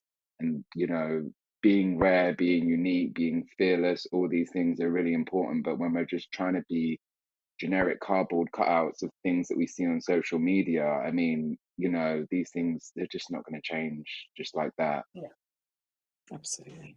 Very good, Aaron. It's one person at a time, one conversation at a time, one lip gloss purchase at a time. It has to happen within we're saying we're hearing something, and then I still go put on fake eyelashes for this. But they look great. It's great. Yeah, you look amazing. But do I know my greatness? So you see these beautiful women, these beautiful men, but they're actually broken shells. They don't know they're beautiful. They just don't know, and that's the hard part. Like, everybody here on this symposium, we know who we are. We feel comfortable. We're sharing it like it's just like rocket science. Like, this is what we do. But it really is a journey, and we don't know at what age and at what time that somebody's going to have an understanding of their true identity of being Black, British, and beautiful. We really don't know, do we? Errol, can you close us with your thoughts on that same topic? Oh my God, that's heavy. I agree with. Go ahead. You I got it. agree. You got it. I agree with what everybody says, but I may say something controversial, but I don't mean to because you guys are amazing. But I think it comes definitely from the home.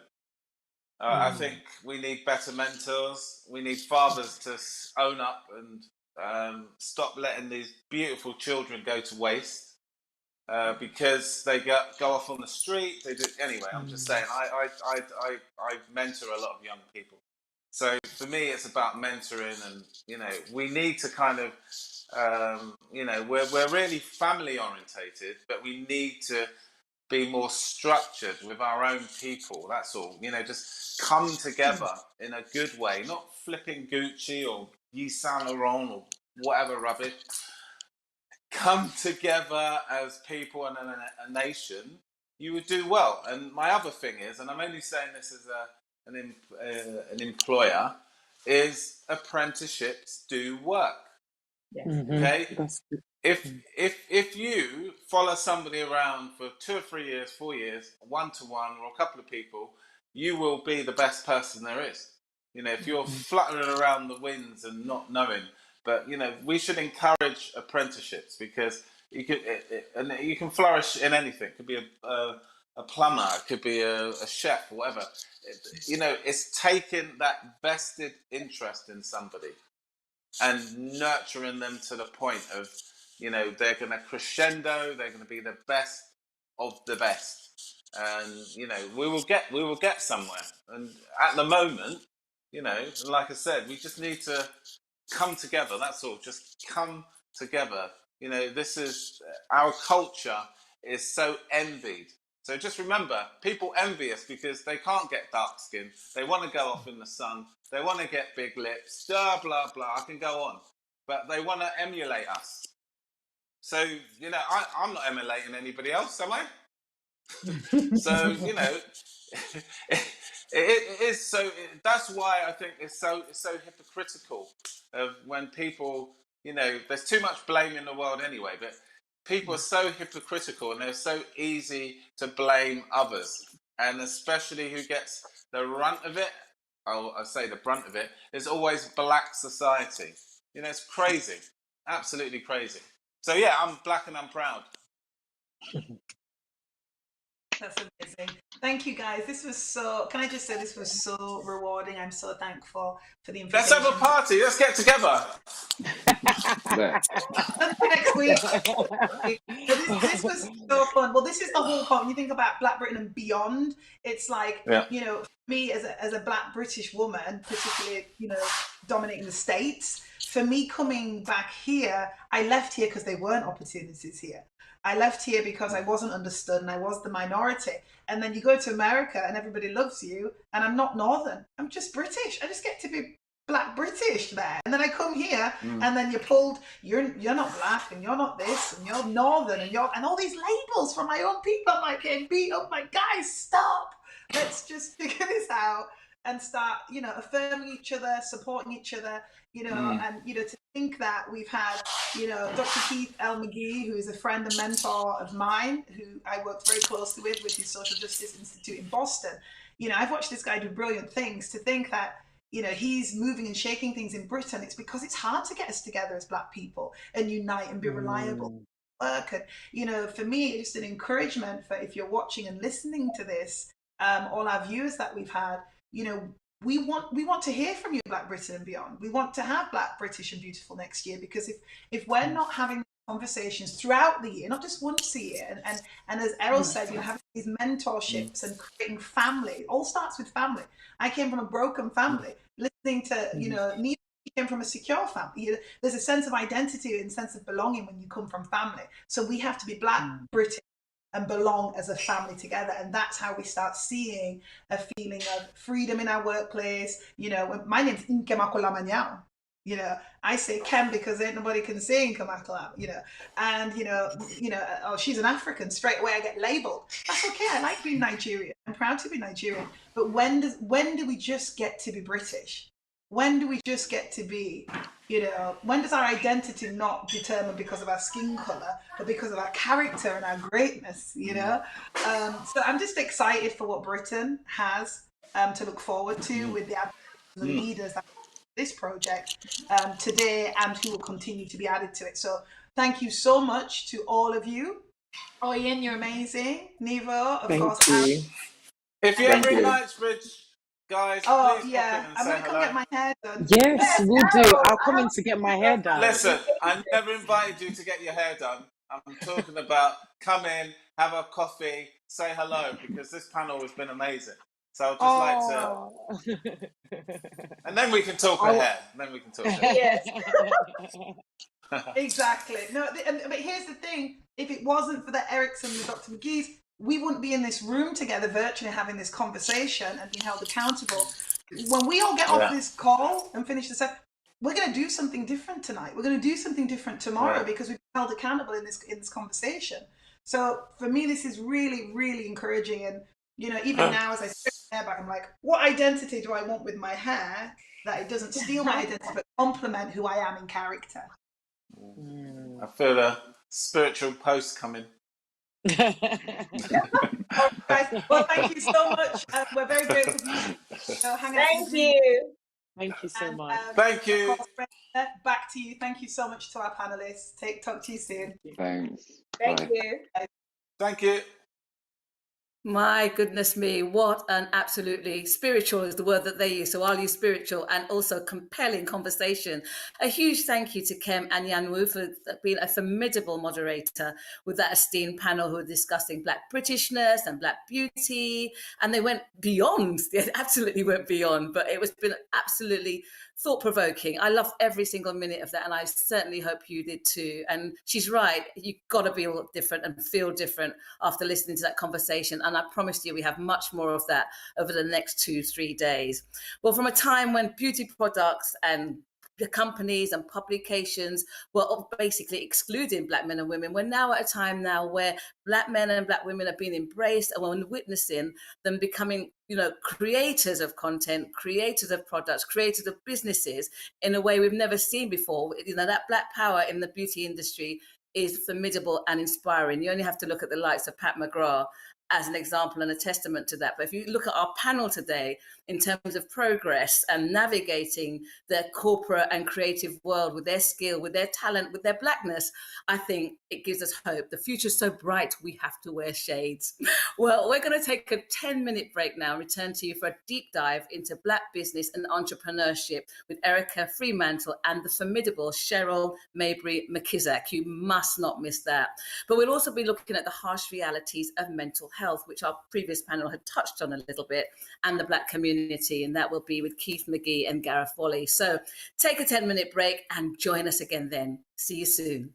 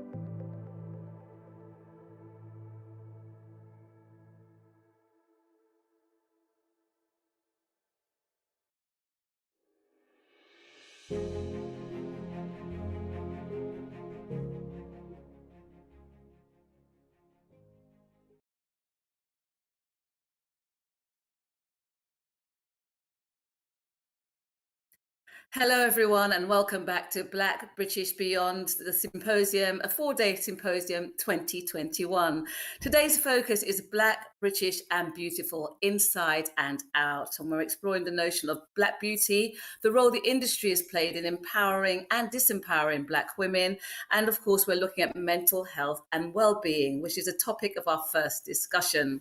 Having an exploratory conversation about the subject of mental health, the role of allyship in the workplace, and how diversity, equality and inclusion practices form part of the solution to empowerment is Reverend Professor Keith McGee and Gareth Whaley. Keith has a professional career of over 3 decades in public theology, public policy, social justice and philanthropy. He's co-chair of Black Britain and Beyond and chair and professor of practice in social justice at Newcastle University, his School of History, Classics and Archaeology.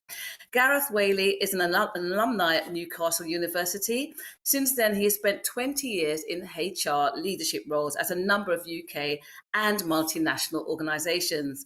He joined the Coca-Cola Company in 2014, moving to the global office in diversity, equity and inclusion in 2019, where he is the director. Values-driven and always motivated by strong relationships, Gareth has worked tirelessly to embed the inclusion and equality values throughout the business. He was also responsible for Coca-Cola's kind sponsorship of this year's Black, British and Beyond, so we're very grateful. So ladies and gentlemen, here's Reverend Professor Keith McGee and Gareth Whaley for a session entitled Beyond What We See. Thanks so much, Brenda. Welcome, Gareth. Thank you, Keith. Good to see you. Good to see you too. They didn't talk about being handsome. They just talked about being beautiful. So they left that handsomeness out in that last conversation. So they left us out, and we also didn't get the memo about the glasses today. So we're looking a bit twinny in that respect. And I guess the whole dynamic around hair doesn't apply to us either, does it? Unless it's facial hair. No, and it hasn't done for a long time. But that's a story for a different day. Yes. So let's dive in. I mean, beyond what you see is really important for us to think about and to talk about in this world that we're living in, where things seem to be very toxic. Where do you want to start? I mean, there's so many ways to go. Yeah, it's so interesting. I was listening to that fabulous panel that finished a few minutes ago, and some of the things that came up that really kind of triggered thought in my mind was, one, there was some talk about self-love and the idea that you've really got to be, empathetic to yourself and allow yourself to, be be well in your own mind, and that's kind of your own responsibility. But I think what was missing from that conversation is what I would like to explore first, which is the concept of mental health in diversity, equity, and inclusion, specifically around the emotional tax that is experienced by women and especially people of colour. Because I think especially in the workplace, but not only in the workplace, I think one of the things that we have to recognise is that people of colour walk around with the expectation that they need to work harder to get to the same places as other people. That's an emotional tax. They have to, they're on guard, waiting for the next microaggression to take place. That's an emotional tax. So while you can have as much self-love and as much self-empathy as you want, actually, there's a lot of things that happen that just make you on guard and make you drained, quite honestly, through that experience. And so I do think that there's a mental health aspect to the work that we do in terms of how do we create empathy in organizations? How do we create allyship in organizations, which really helps to overcome some of that challenge. Is there anything specific that Coca-Cola has done in this area that you could share with us? Yeah, I mean, look, the pandemic has been a learning for everyone, and most organizations had to move quickly into, virtual working and different ways of working and different forms of relationships. And so I think that one of the really important things that we did really quickly as the pandemic hit last spring was really lean in on leadership and really lean in on leadership behaviors and what does leadership mean at the company, and really, how do you help people be their best selves? And so the concept of inclusive leadership and what does that actually look like? What are some of the traits of inclusive leadership was something that we got, we pushed out pretty quickly as part of that journey. And I can say that I've experienced it. I've seen different degrees of inclusion in leadership myself through my experiences, as we've continued to move through these difficult times where people are remote, people are struggling with whatever's going on in their life as much as the things that I just talked about in the workplace. And so I think a lot of this work always starts with education. It starts with reflection. It starts with learning, and I think that's probably the place where we've started. I think the other thing that we've done to try and test it and to understand it better is really got into some deep dive diagnostic analysis around the experience of inclusion. So asking our employees a lot of questions about how they're experiencing inclusion, and that specifically touches on leadership among many other things. So seeing whether we've got the right degree of curiosity in leadership, whether we've got the right degree of allyship in leadership, and various other traits of inclusive leadership that we can really hone in on, and again try and refresh that learning and build some more inclusive leadership skill over time. Sure. I just it is critically important to talk about mental health, and it seems to be a taboo, across the board, where people just don't want to reach out and say that they're in need. And certainly everything that happened with the pandemic has caused that a greater need for awareness. In the midst of everything else with mental health going on around us, one of the things that is notable is the need to be more kind to people. Like, where does kindness come into the discourse, um, just in general? I mean, kindness is a starting point for everything. We're all human at the end of the day, and I think we all have the choice to be kind. I'm glad you mentioned that, actually, because it is International or World Kindness Day tomorrow, Saturday. And so it's really actually quite topical for now. But to me, kindness is the start of empathy, right? So empathy is something that I think people think you've either got it or you haven't. It's like a trait, whereas actually it's a skill. It's something that can be learned. It's something that is quite complex, actually, but it's something that could actually be a superpower if you get it right. So, there's different kinds of empathy. People don't often realize that it is so nuanced. There's cognitive empathy. So when you're thinking about and imagining how people's experiences might be and how they might be feeling, well, how are you demonstrating that you're thinking about that? How are you creating the space for that to be expressed? There's emotional empathy, right? So there's the feeling side of it. Like, I can really understand how you feel and I can almost feel it on your behalf. Well, how do you demonstrate that? How do you demonstrate that you have really understood and can kind of, get the feelings that are being felt by the other individual? And then finally, behavioral. So that's the stuff that you do. So specifically, like, how do you reach out? How do you create the space? How do you offer solutions? How do you, behave differently in the face of a struggle or a distress that someone is going through? These are things that are processes, right? There's the processes that you can learn to adopt and demonstrate in not only the workplace, right, but in life in general. So we just start with kindness, but there's a bit more science and a bit more kind of more learnable process to it than people think. Yeah, it's almost like people want a pill or an injection of something rather than wanting to actually take on ownership of Do the work. To do the work. I mean, kindness can certainly be innate, but it also is necessary to be learned. And I find that in the toxic world that we're living in, people aren't patient, and therefore they're not kind. And it is something I'm glad that you really help us to understand more deeply from the cognitive and the emotional and the behavioral. I wonder, how do we make it deliverable in politics and policy and with just people, everyday people. How do we get there? I was thinking, does Coca-Cola make a kindness soft drink? Like, how do we get people Yeah, If we could bottle kindness, Keith, wow, we yes, should model that would be kindness, incredible. right? Yeah, it would absolutely be incredible. Um, how have you uh, managed to display kindness in your own life and in your own journey?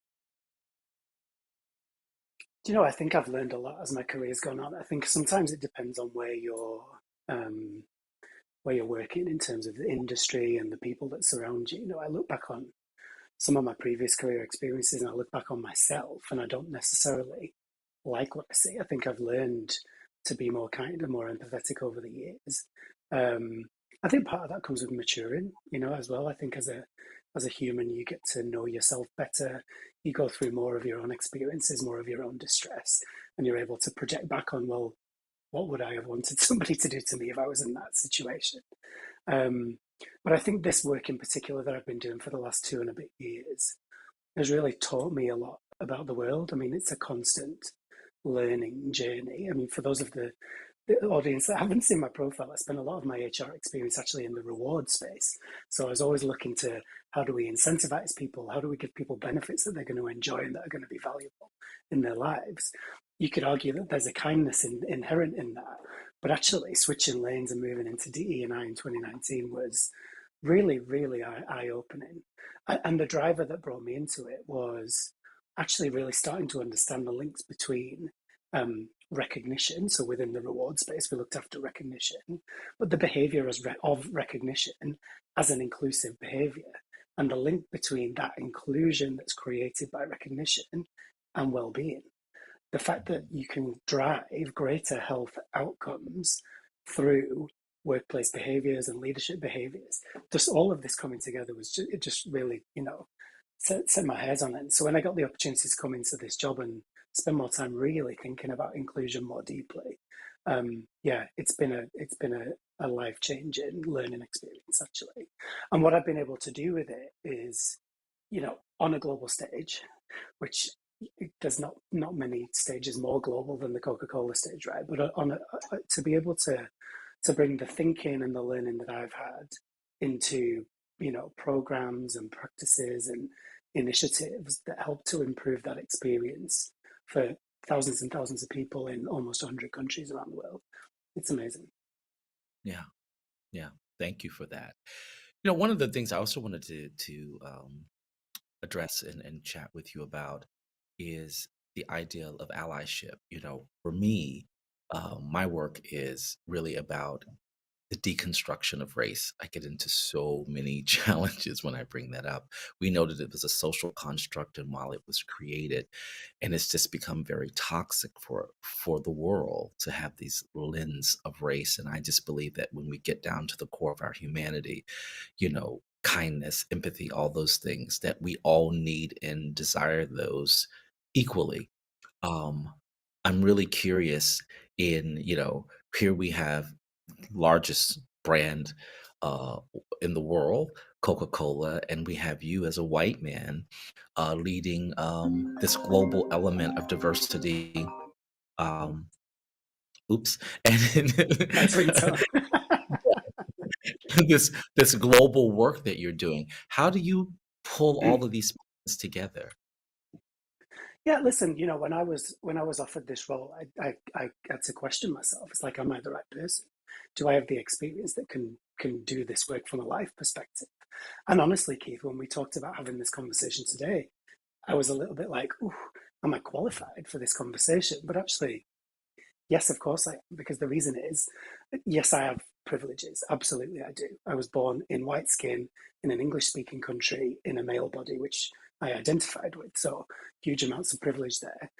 But I was also born into a working class background. I'm also a gay man. So I've known what it is to be othered. But not only that, I think because of my understanding of humanity, my understanding of things like empathy that we've been talking about, um, I think I'm able to bring perspective to this and actually to influence others in that perspective in a different way.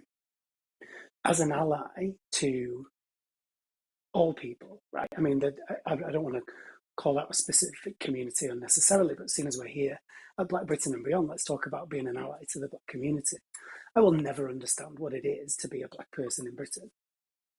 But what I do is make connections with people, find common ground with people, understand the struggles, understand the challenges, understand the lived experiences, and then where there is oppression and where there's evidence or history or stories of disadvantage, I can feel that, and I can find through that empathetic learning ways to show up. So whether that's challenging in a meeting if somebody's kind of point is brushed over, or if somebody's being perceived to be acting in kind of an angry or an aggressive fashion, whereas actually they're just trying to get their point across. And guess why they might be behaving that way? Because they struggle to get their point across because of who they are and because of their identity. I can be that person who steps in and says, no, you know what, that's a good challenge, let's hear it out. Or those kinds of conversations. That's real basics. But in the same way that empathy for me starts with kindness, allyship starts with empathy. And I think that's we can all do it. We can all do it. You don't have to be a diversity, equity, and inclusion expert to be an ally. It's almost like it's a human skill, right? Correct. Yeah. It's just being a good grown-ass human. I like that, right? And this whole thoughtful process that goes into it is absolutely critical. When you say all of this, it makes me think of intersectionality, like how all of these things actually link together. Yeah. So I mean, if we could just maybe think about that, like the idea of bringing together all of these different dynamics. I mean, you have obviously given like all of these ways that you could be defined, but the intersectionality of it brings you back to compassion and empathy. What is your take on intersectionality as it relates to all of this around, beyond what you see? Yeah, and bringing it all the way back to beauty as well, right? That's the whole point of this session is around Black British beauty. At the end of the day, we all have some beauty within us, whether it is on the surface, whether it's deep inside, but it's made up of all those different elements of our experiences and what we've gone through in life, and the pieces that make us a unique individual. So I'm all about celebrating uniqueness. But to do that, sometimes, people feel for very good reasons that they have to hide elements of that identity. So on the surface, yes, you might be a Black man, but what else is going on that I don't see?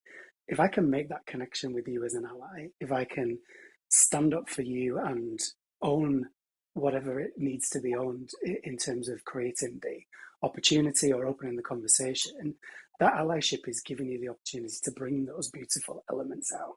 So we'll have all these layers as people, right? But if we're able to be so confident and so psychologically safe in our environment, and we're surrounded by people who demonstrate empathy and who are allies, all of those layers of beauty is going to come out. Absolutely. And I couldn't agree with you more.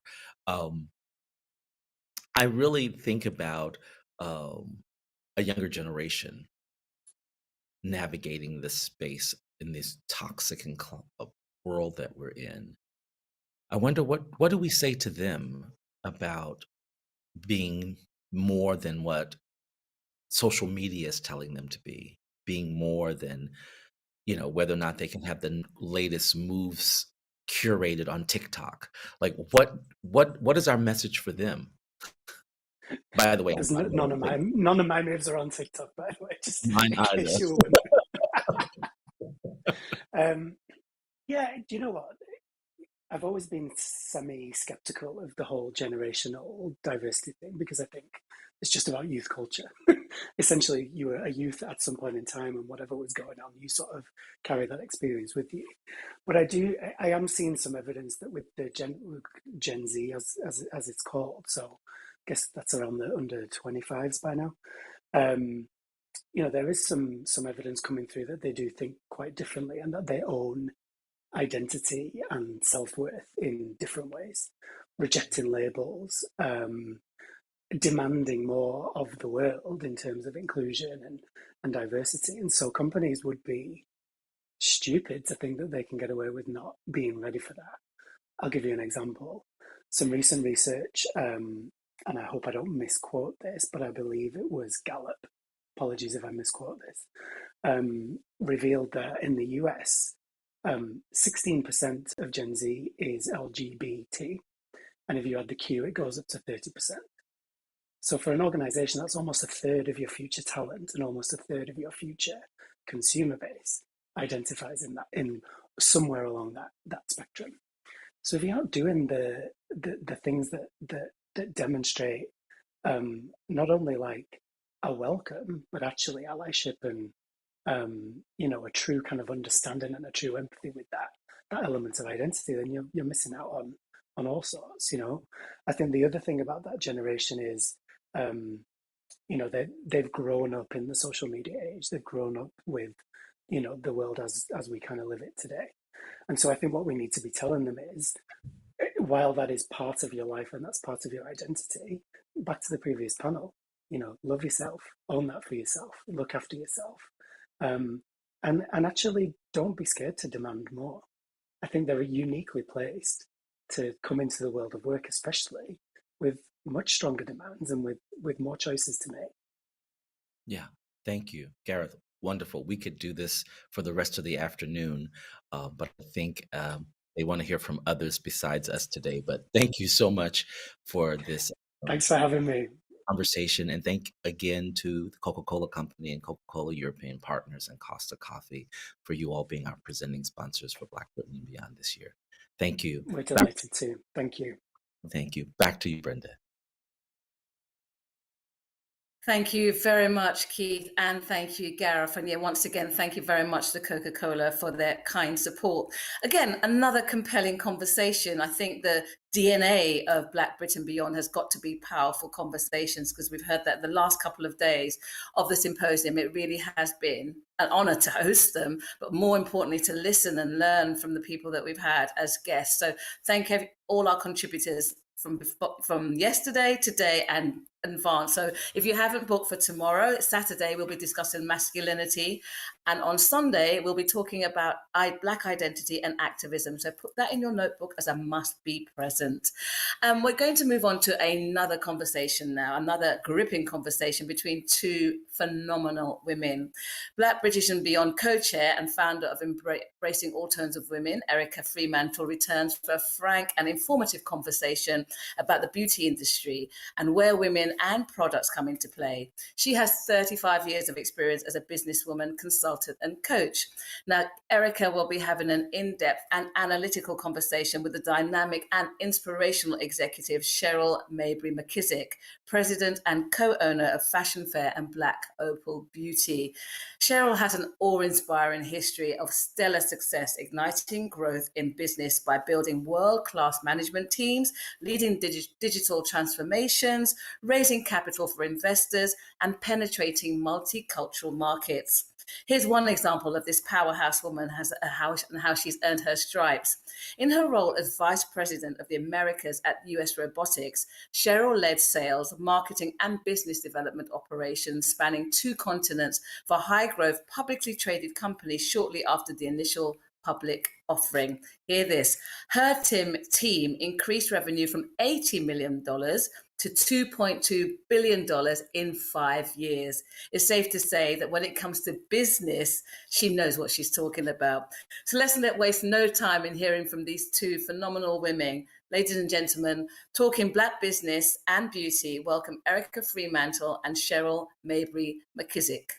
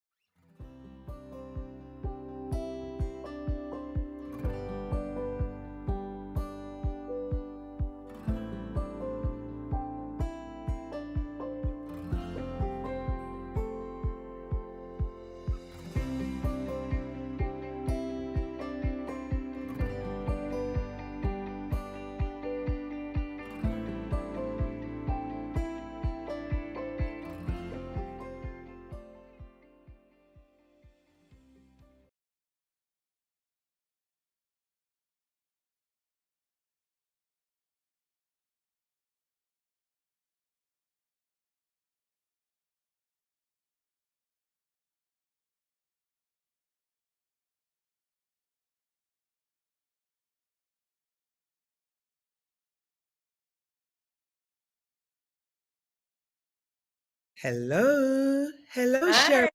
Hi, How how are are you? you? I'm fine. And Great. yourself? I'm doing great.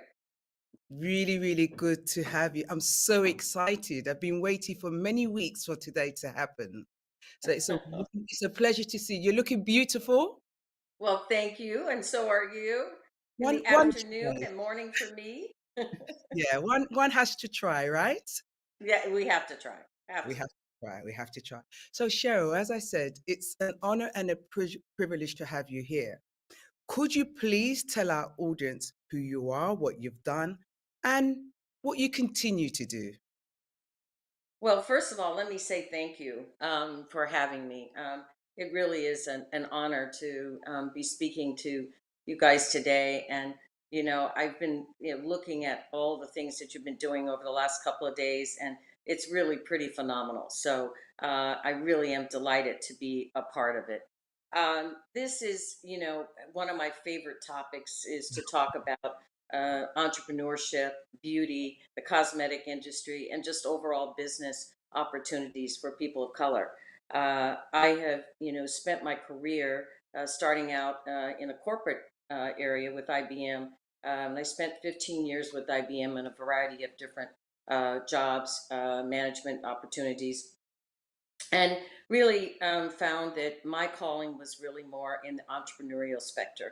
So I took all of that training, really great training that IBM provided, and I started my own company. And I've had several companies. I've had an opportunity to work in other entrepreneurial companies founded by other executives, and it's brought me full circle. Had an opportunity also to work in a family-owned company, Johnson Publishing Company, which Mhm. was very interesting experience many years ago. And now I find myself full circle. In June of 2019, my business partner Desiree Rogers and I purchased Black Opal. And Black Opal was a 25-year-old cosmetic and skincare company that was actually started by a gentleman who was Greek, but his wife was Jamaican. Okay. And he really started. He was a chemist, and he really made products because his wife could not find both skincare and cosmetic products for her skin tones. And we had an opportunity to purchase that business. Unfortunately, the owner, Nikos, passed away. And before he passed away, he agreed to sell us the company. And, so we really feel like we have tremendous responsibility to make sure that his legacy continues, well after, obviously, the purchase. In November of 2019, we found ourselves facing another opportunity that we had not expected, and that was Fashion Fair. Fashion Fair, unfortunately, had gone into bankruptcy, and there was an auction, and we decided that we were going to go and bid on it. And we had no idea whether we'd have any chance of winning. And we went through the process, and luckily, we were the winning bid. And so we started redoing Fashion Fair, and then we had this thing called the pandemic.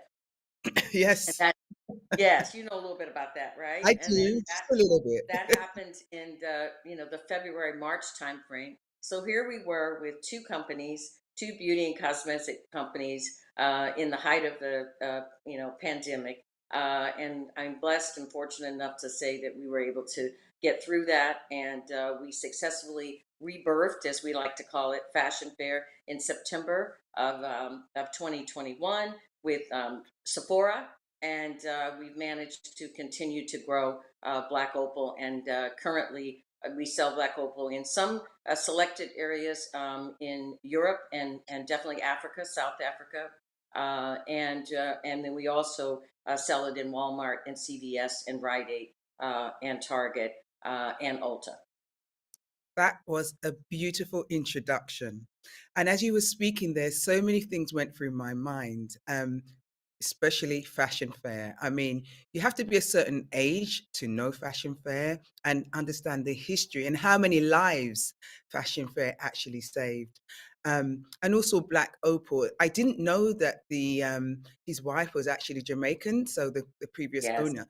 For me, yes, being of Jamaican parents, my parents are from Jamaica, Jamaican heritage. That's really interesting news. So I'm going to ask you a couple of questions, if you don't mind, sure. for those of us that don't know about fashion fair, how old it is, and who started it, and a little bit more history about that would be really helpful. Okay. Well, Fashion Fair actually started 56 years ago. And it's interesting because I've had the opportunity to speak to women of all ages. I mean, Fashion Fair is a multi-generational company. I'll tell you something really interesting. Saturday, I had an opportunity to do a live event at Sephora on Michigan Avenue in Chicago. And we did art, it's called the Art of Shade Matching. And we had over 150 women who came in to get their shade match. We had makeup artists there, and there were two women that came in, older women, and I saw them kind of coming in, and they looked a little bit uncomfortable. So I went over to them and just said, "Are you here for the fashion fair event?" And they said, "Oh yes, that's what we're here for." Well, it turned out both women were 80 years old and had used fashion fair from almost the day that it came on the marketplace. Not only had they used it, their daughters had used it, and in one case, even a granddaughter was using it. And they told me some really interesting stories. But the one story they told me, one woman, she started her daughter using fashion fair when her daughter was just a small child because she was born with a birthmark, and they could not remove the birthmark, so they used the makeup to cover the birthmark. And she said it gave her child so much confidence to be able to be like all the other girls without having to worry about this birthmark. So fashion fair is, it is a what we call a American global, institution. We had great success with fashion fair in Europe and Africa as well as the U.S. And it's more than just cosmetics and skincare. It's really a movement of how people were able to feel really good about themselves, and that's what Mrs. Johnson really was all about. She started the company because she could not find makeup for her models as they were traveling through the world with the Ebony Fashion Show. And she had on these beautiful clothes from all the major designers, which, by the way, she had to buy because they would not allow her to use the clothes like they allowed everyone else, because they didn't want, quite frankly, Black people wearing clothes. And I know. so she said, "Okay, I got you. I'll buy it." Okay. So she bought all the big names, but then she didn't have the makeup. And so she said, "You know what? Okay, I'll make it." Okay. And that's how Fashion Fair got started. And, had plenty of ups and downs along the way, but, a lot of more ups than downs. And we just are really so proud and really grateful to be able to bring it back. The letters we've received, the comments, people telling us welcome back, like we're a family friend. And it's really, really, really beautiful. Cheryl, as you were speaking there, I got really emotional, and I'm still emotional. I think I'm going to start crying, and I'm not going to because it's not professional. Don't ruin your makeup. Don't ruin your makeup. It's too Well, I've ruined my makeup enough times in the last couple of weeks, so it won't make a difference. But let me tell you a little story. I was involved in a major car accident, and I was left with multiple scars on my face, and there was no makeup around at the time, to cover my scars. And we had to get some earth and mix it with water and put it on my face to create some sort of mask. That was 35 years ago. And then I was living in Brixton, and a friend of my mother's said to my mother she should try a product called Fashion Fair, makeup Wow. from America. And my mum knew nothing about makeup. All she knew about was Max Factor or something, like, I can't even remember. But she took Yeah. me to Fashion Fair, and that was my first encounter of a Black woman putting makeup on my face to alleviate my scars so that I could look normal. And Right. for me, for me, the emotional connection that I have with Fashion Fair, it's like she was and is my first boyfriend. I mean, Fashion Fair, ebony, pure brown glow, because at Yeah. first they told me it was ebony brown glow. I'm going back in my memory, but it was Yes. so darker than my natural skin tone. And the lady was so kind. She was so gentle, and she taught me how to mix pure brown glow with a little bit of honey brown glow, just a little bit, enough to pick up my red undertones. That's right. The undertones. You got to get the undertones. That's Got right. to get that undertone. And that That's enabled me to create what you see, a smooth, beautiful dark skin, which I didn't appreciate at the time. And you know something, I still wear Fashion Fair, no matter who, no matter where, because I'm emotionally connected.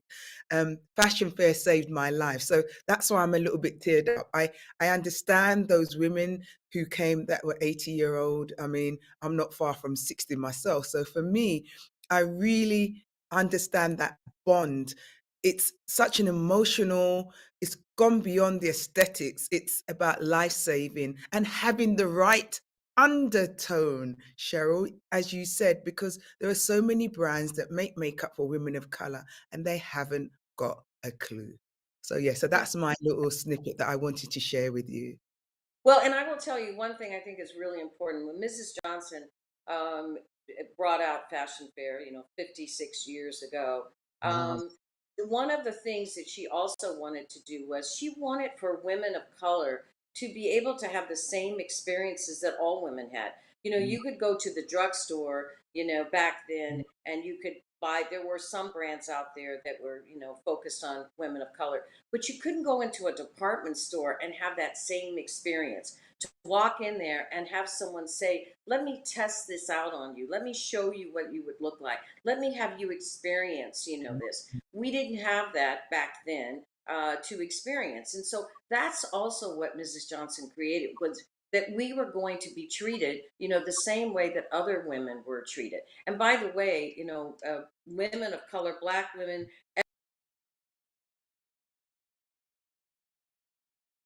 cosmetic skincare in the world, and yet we're not represented as strongly on the other side. So that was one of the things that she really wanted, was for us to have that experience. And so we're going to recreate that in a modern way. Oh, Women buy, cosmetics and skincare very different today, and even more different as a result of the pandemic, right? So yes. people want to be able to purchase their products from their home if they'd like to. They want to be able to maybe have a virtual try on from their home. They want to be able to go into the store if, in fact, that's the way. So we have to meet people where they are, and we have to be able to offer those experiences. So we're not going to do it the way Mrs. Johnson did, because we can't, because it's not 56 years ago. But we're going to try to move it forward, pay it forward, and hopefully give women today globally that same experience. I mean, that's absolutely wonderful. But again, picking up on something what you said there, in Europe, in some places, women of color are still going through those same things. There are not enough products out there, or enough undertones, enough products with the right undertones to cater for the various different shades of women of color. So as far as anyone going into the makeup industry, what advice would you give them when it comes to creating makeup for various different skin tones? Well, the first thing I would say is that there is a lot of room in the cosmetic industry for women of color to come in. And the Mhm. doors have not been open that wide. I mean, even in the US, there were studies that earlier this year that basically said that less than 3% of all the retailers that have shelf space are people of color, that men and women of color.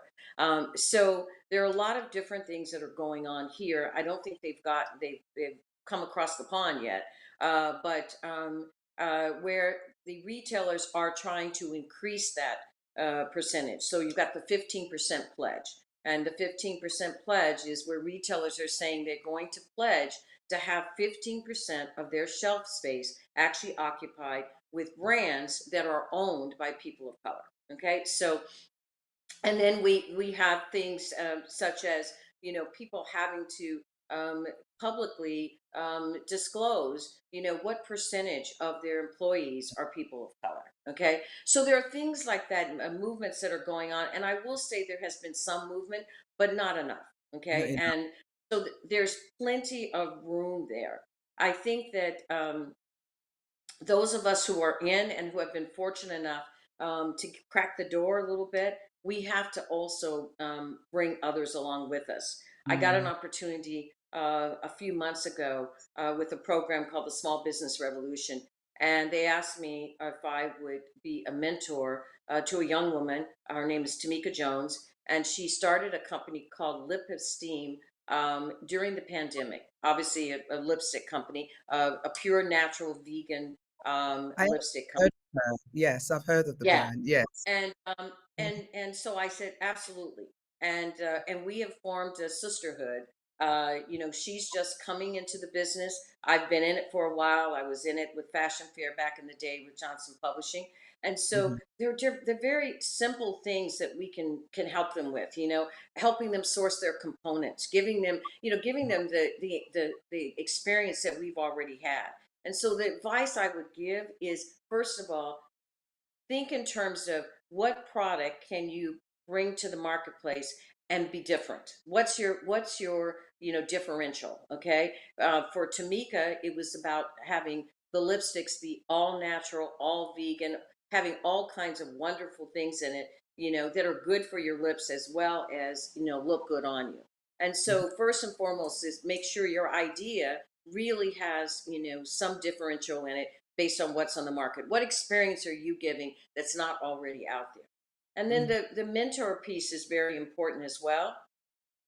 Capital is very important. You've got to figure out a way to finance it. You may start with your own money. You may start with friends and family. You may be able to get a loan. There are lots of grants that are out right now, and there's some specifically for women of color. So you've got to get your capital, okay, in place, and then you got to build your team. You know, you got to build your team and get people that, you know, have the same passion and interest to come in and be able to move it forward. But there's plenty of room out there, and I would encourage any of your audience today, if you're thinking about it, it's not easy. It's not easy at all, but there's plenty of room for us.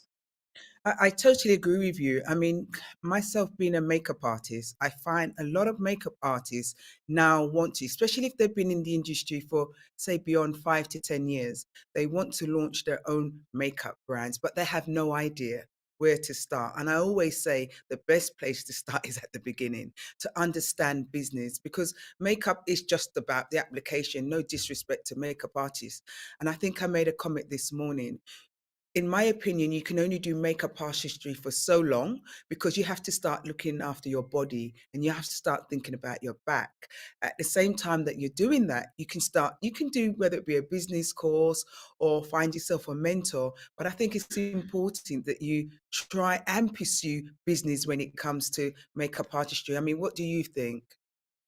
Yeah, I mean, you know, the beauty of a makeup artist. By the way, they're becoming rapidly some of my best friends. Okay, Yes, yes, um, definitely. but and we're working with them in a number of different ways. But the beauty is you've got a built-in audience.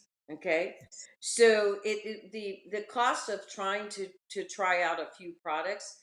Quite frankly, that's not the huge cost. It's basically obviously building a brand and building followers to that brand. So, you know, a makeup artist has a great opportunity because you've already got a built-in audience. I think that women as a whole trust their makeup artist more than anyone, okay, More from the than standpoint. anything.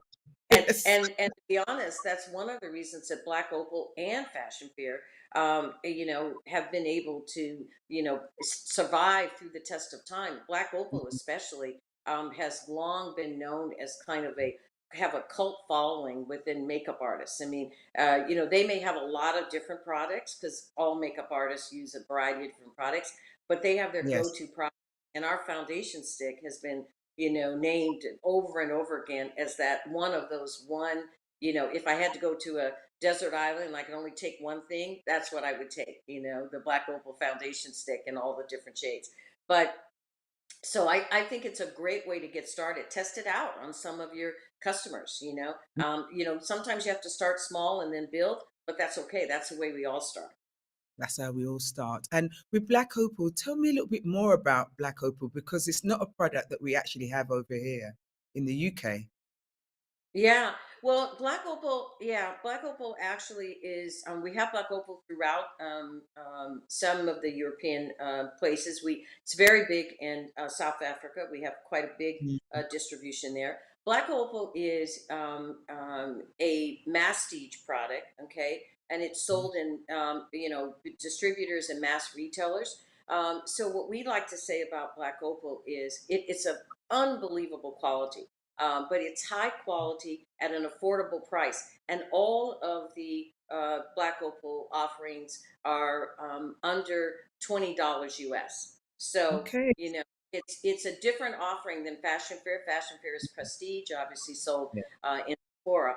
But Black Opal is really that product, the everyday, everyone can buy it, and the quality is unbelievable. And I always like to say that I always wondered why the quality was so good and the price was so affordable. And Mm. once I got a chance to meet the founder, Nikos, I realized that he was making this product out of love. Okay, this was a product he was making for his wife. So just think about all of us when we do something for someone we love, we do the best we can do, right? And Yeah. that's Yes. what he was doing. Okay, so, and we do have, we will be selling Black Opal, in the UK and other places in Europe as we move forward. We are selling it some places now, but it's not in as big of a supply as we would like. And then internationally with Fashion Fair, we'll be selling, that online. After the first of the year, you'll be able to buy it online. And also, we'll be looking at some other expansion as we go through 2022 and 23. When I heard that Fashion Fair was no longer going to be sold in the UK, I went and bought £400 worth of foundations. Oh So my gosh. I was the Thank one. you, I guess. Yeah, thank you, but not fair to others. But I was the one. As I said, I'm very attached to Fashion Fair. I have it on now. It's what I wear. But I've just come back from a trade mission in Nigeria, and there were 30 people with us, and about 10% of them were makeup artists or people in the beauty space. And we met with three of the most prolific brands in Nigeria. One of them being Zaron, one of them being House of Yep. Tara, and the other one is BM Pro. All of the founders I know personally. And the question or the answer that keeps coming up, which brand influenced you the most? And you know what I'm going to say. And they all say Fashion Fair. Fashion Yeah. Fair, Fashion Fair, Fashion Fair. So my question to you, one of my questions is, can you see Fashion Fair go into Africa, go into Nigeria? I know you're in South Africa or touching around there, but what about Nigeria? Yeah, well, Fashion Fair right now, because we just launched in September, we launched Yes. exclusively in the US. And so it's actually Fashion Fair, the new collection is not anywhere in outside of the US. Okay. If you see Fashion Fair currently, it's the old Fashion Fair, and be careful because that's hasn't been Yeah. produced in over 3 or 4 years, and I'd be really concerned about Okay. putting that on my face, okay? Mhm. Because it's not new product.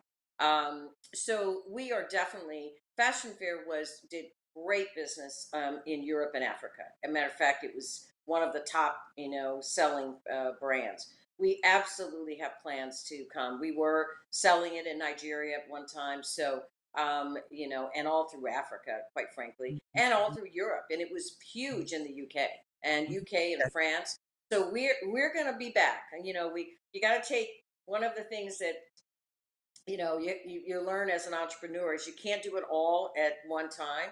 And so we got to take little steps. So our first step obviously was getting the first collection out in September, and it's done really, really well. And it's scary because you don't know if it's going to resonate again. You don't know.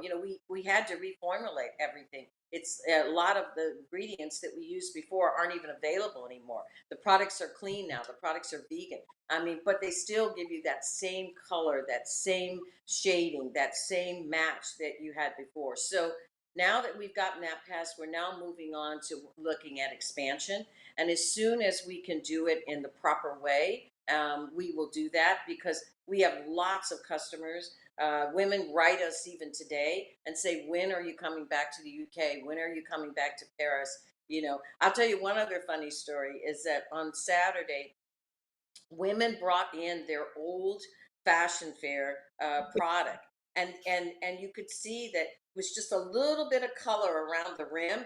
Our product was gone, right? And I there's know. just a little bit of color around the rim, and they had kind of scraped it in order to put it on and savor it. I mean, it's just such a beautiful story. But I will tell you, those two women that I talked to you about, and we had from 17 years old there up to 80. It was it was your mother, your auntie, your grandmother. It was, and these two women were two of the oldest women that were there, but they both left with a big packet of fashion fair. I mean, and it was just such a beautiful thing, because, to see these women who had, who were, doing it from the very beginning. Okay. And they were so happy, that, the product was back. So we'll be over there for sure. There's all kinds of opportunities, and we would love to reconnect with those fashion fair customers, especially who really supported fashion fair, from the beginning. Yeah, I think it's such a compelling story about a brand that's been around for almost 60 years. And Yeah. really important that the younger generation, when they hear and see how you're going to be doing things differently, be able to connect and relate to the story. Because again, I'm talking about the UK because I'm in the UK, but as I said, I have just come back from Nigeria, where women who look like you and I own their products. Yeah. But it's remarkable to see young women or even middle-aged women own makeup brands of their own, and that's what I think that's missing from the UK in particular. So, if there was any advice that you would give to a woman of color who wants to start her own makeup brand, what would you say to her or him? Yeah, you know what? I would say do it. I would do it.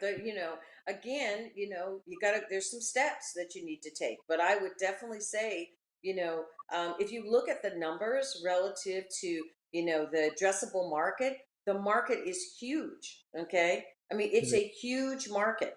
And, one of the questions that people ask us a lot in interviews, they say, why did you guys decide to come back when all of the general market brands are now embracing, women of color? And there are a lot of products out on the marketplace. When Fashion Fair came out initially, there were hardly any products out on the marketplace. And so they were able to come in and capture an audience. And we said that we really had to think about it, because, it was a lot of money and a lot of risk. And quite frankly, we had no idea that we were going to be embraced back. We really didn't. Okay. And I'll tell you, the night before we launched, I remember kind of getting on my knees and praying for a minute and saying, oh my God, I hope this works. I hope it works, because you don't know, right? No, you But don't. here's the reason that we decided to come back, is because we would still get, even though Fashion Fair had not been produced in almost 4 years, people wrote in. You could go online and you could see people saying, where are you, Fashion Fair? When are you coming back?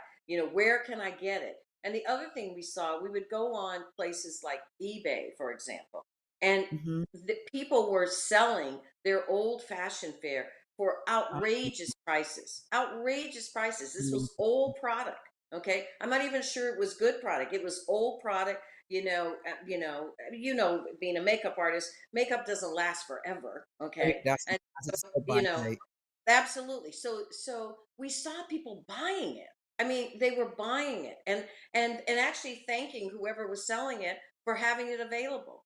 And we thought, there is an audience out there that is still not getting what they need. Okay, Oh, that's the whole sure, key. That's the key with being sure. an entrepreneur, right? Are people getting what they need? And so with all the products out, okay, and you know what they are, right? With all the everyone talking about inclusive and all this, women still were coming and saying, "I'm not finding my shade.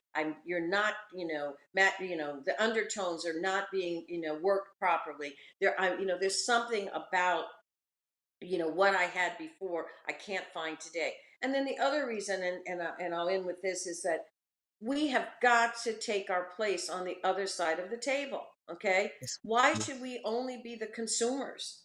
that's correct. I mean, one of the things that Desiree and I are absolutely committed to is that we are now have an opportunity to hire people of color, and the majority of our employees and our extended family of employees are all people of color. Okay, and so Absolutely you right. have an opportunity to do that. Your legal firm, your PR firm, your IT firm, all of that. Okay, so it's more than just products and services. Is that we can hire our own people. Okay, we can give them opportunities. We just did a scholarship with Spelman, who has been the school that has nurtured so many young Black women for all these Mhm. years. And Right. we're doing not only a financial scholarship, we're doing an internship, and we're doing a mentorship. Okay, and so this is the opportunity you have when you're on the other side of the table. Okay, and so it's really, really important. Even if you're small, it doesn't matter. The Doesn't fact is, you have an opportunity to make a difference, and we have to matter. do it. We just have to do it. Do it. And on that note, Cheryl, I have to say, I want to meet you in person. We have to We're going to make it. do that. There are so many questions that I would like to ask you, but we have to obviously continue with the discussions today. But on that note, if it means I have to get on the Well, next to America, I'm coming to meet Well, you. we're going to do that. I come over to London quite a bit. I haven't in the past just because of the pandemic, but I was there just a couple months ago. I have family there, dear family there. My daughter, other family members there, and so we will meet. I guarantee you, we are going to meet. I'm going to make it happen.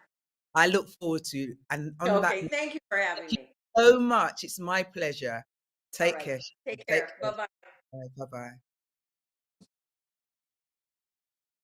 Wowza. Thank you very much, Cheryl Mabry McKissick and Eryca Freemantle, for you sharing your wealth of experience and that call for empowerment and entrepreneurship. And my message to Eryca, when you meet Cheryl, make sure I'm invited to that meeting. She's such an inspiring woman. Thank you both very much.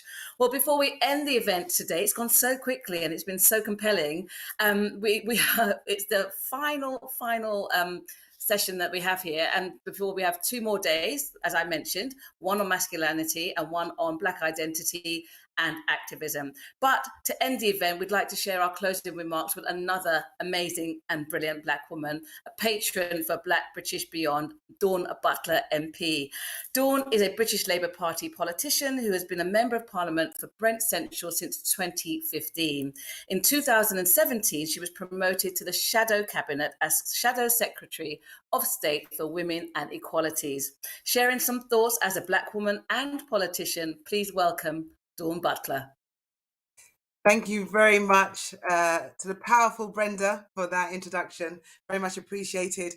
And can I just say, I have a little bit of my fashion fair lip liner still left, and I have gone from place to place, country to country, trying to get that exact match, and I haven't managed to do that. So when you're having that meeting with Fashion Fair, I also want to be there. And I hope that the products that they make fit into our old little products that we've had, because we've all got our Fashion Fair memorabilia.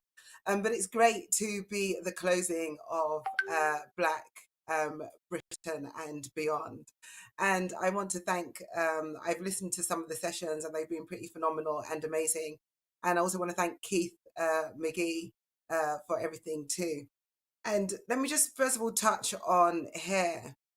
As you can see, I am natural and sister locked. And I had my hair natural for around about 20 years before I finally took the step to lock it. Although I wanted to lock my hair from probably about the age of 16, but that's just another story to do with Jamaican parents that we'll touch on another day. But I remember I was first elected to Parliament in 2005, and I became the first Black female MP to ever serve in the British government as a member of the Queen's government. And I'm still Labour's only first Black female minister from the House of Commons, because we haven't been in power for a little while, but then that's for another time too. And the thing is this, I remember when I wasn't an MP and I had blow dried my hair, and people said to me that if my hair was like that all the time, I'd be elected. So I shouldn't have my hair natural. I should straighten my hair, or I should wear a weave. And that truly offended me, that people thought that I was more acceptable with blow dried hair. And so obviously somebody saying that to me would definitely have the effect of me going as natural as I possibly can, because however we wear our hair, we are beautiful, and our hair is beautiful in its natural state. So the thing is this, is that yes, our hair does often define us. People will judge us sometimes by our hair, but it shouldn't define where we go in life. You know, our hair is just part of who we are, but it shouldn't define where we go in our life. And I've just come back from Ghana. I went there primarily for the Goober Awards, Grow, Unite and Build Africa. And we need to grow and unite. And this is why I think the Black Britain and Beyond is an important think tank for that, because it's about how we share our lived experiences and how we grow and how we build. And in Ghana, they were celebrating the centenary of Yaa Asantewaa, the formidable warrior who went to battle when the men wouldn't. And I was asked about my courage and resilience and what gives me courage and resilience. And my response is this, that I know that my crown has already been paid for. My crown has already been paid for. So what Maya Angelou has told us, that they have gone before us. Our crown is there. What we need to do is to embrace who we are. We need to sit up straight, stand up straight, and put that crown on our head.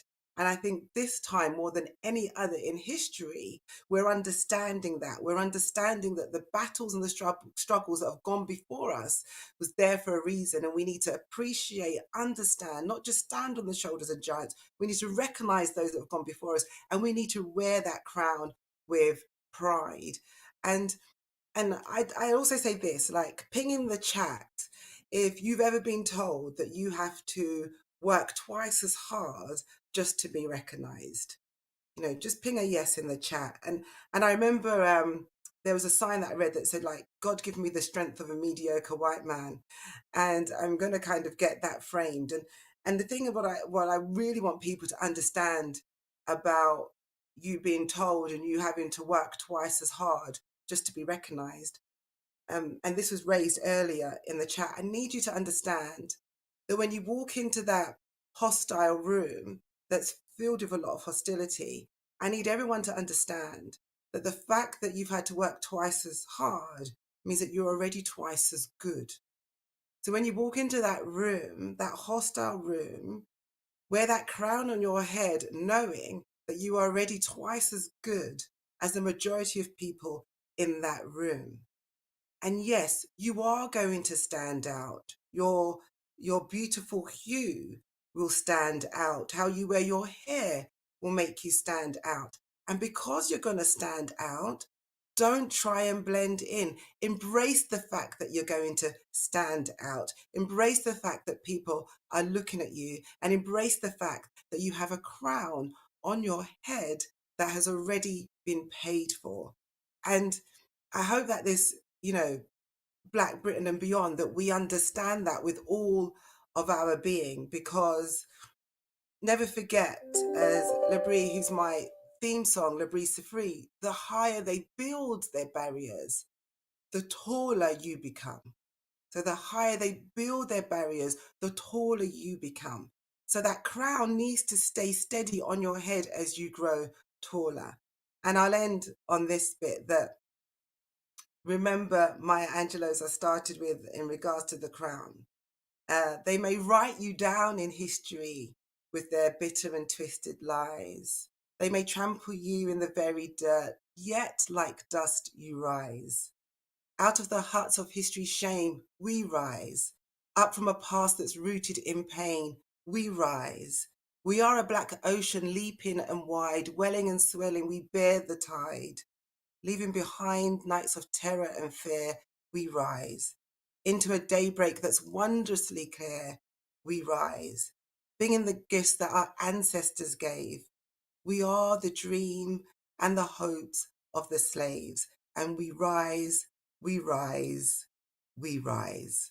Wear that crown with pride. Thank you, Brenda. And thank you very much, Dawn. You continue to wear your crown with pride. And we've come to the end, I'm afraid. It's been an amazing 3 hours. We've had a host of Ya Santuas, resilient, powerful Black women, talking about their experience and their stories. We've also had some incredible contributions from some men. So we'll continue like this in the next couple of days.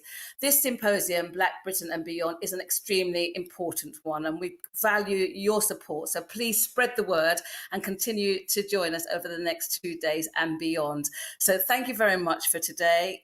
Looking forward to joining you and being with you over the next couple of days on masculinity, Black identity and activism. For the rest of you who cannot join us, take care. You can watch it, it's not necessarily live. You can watch it on YouTube and other social media platform, but keep supporting us, share the love, and we'll see you soon. Goodbye.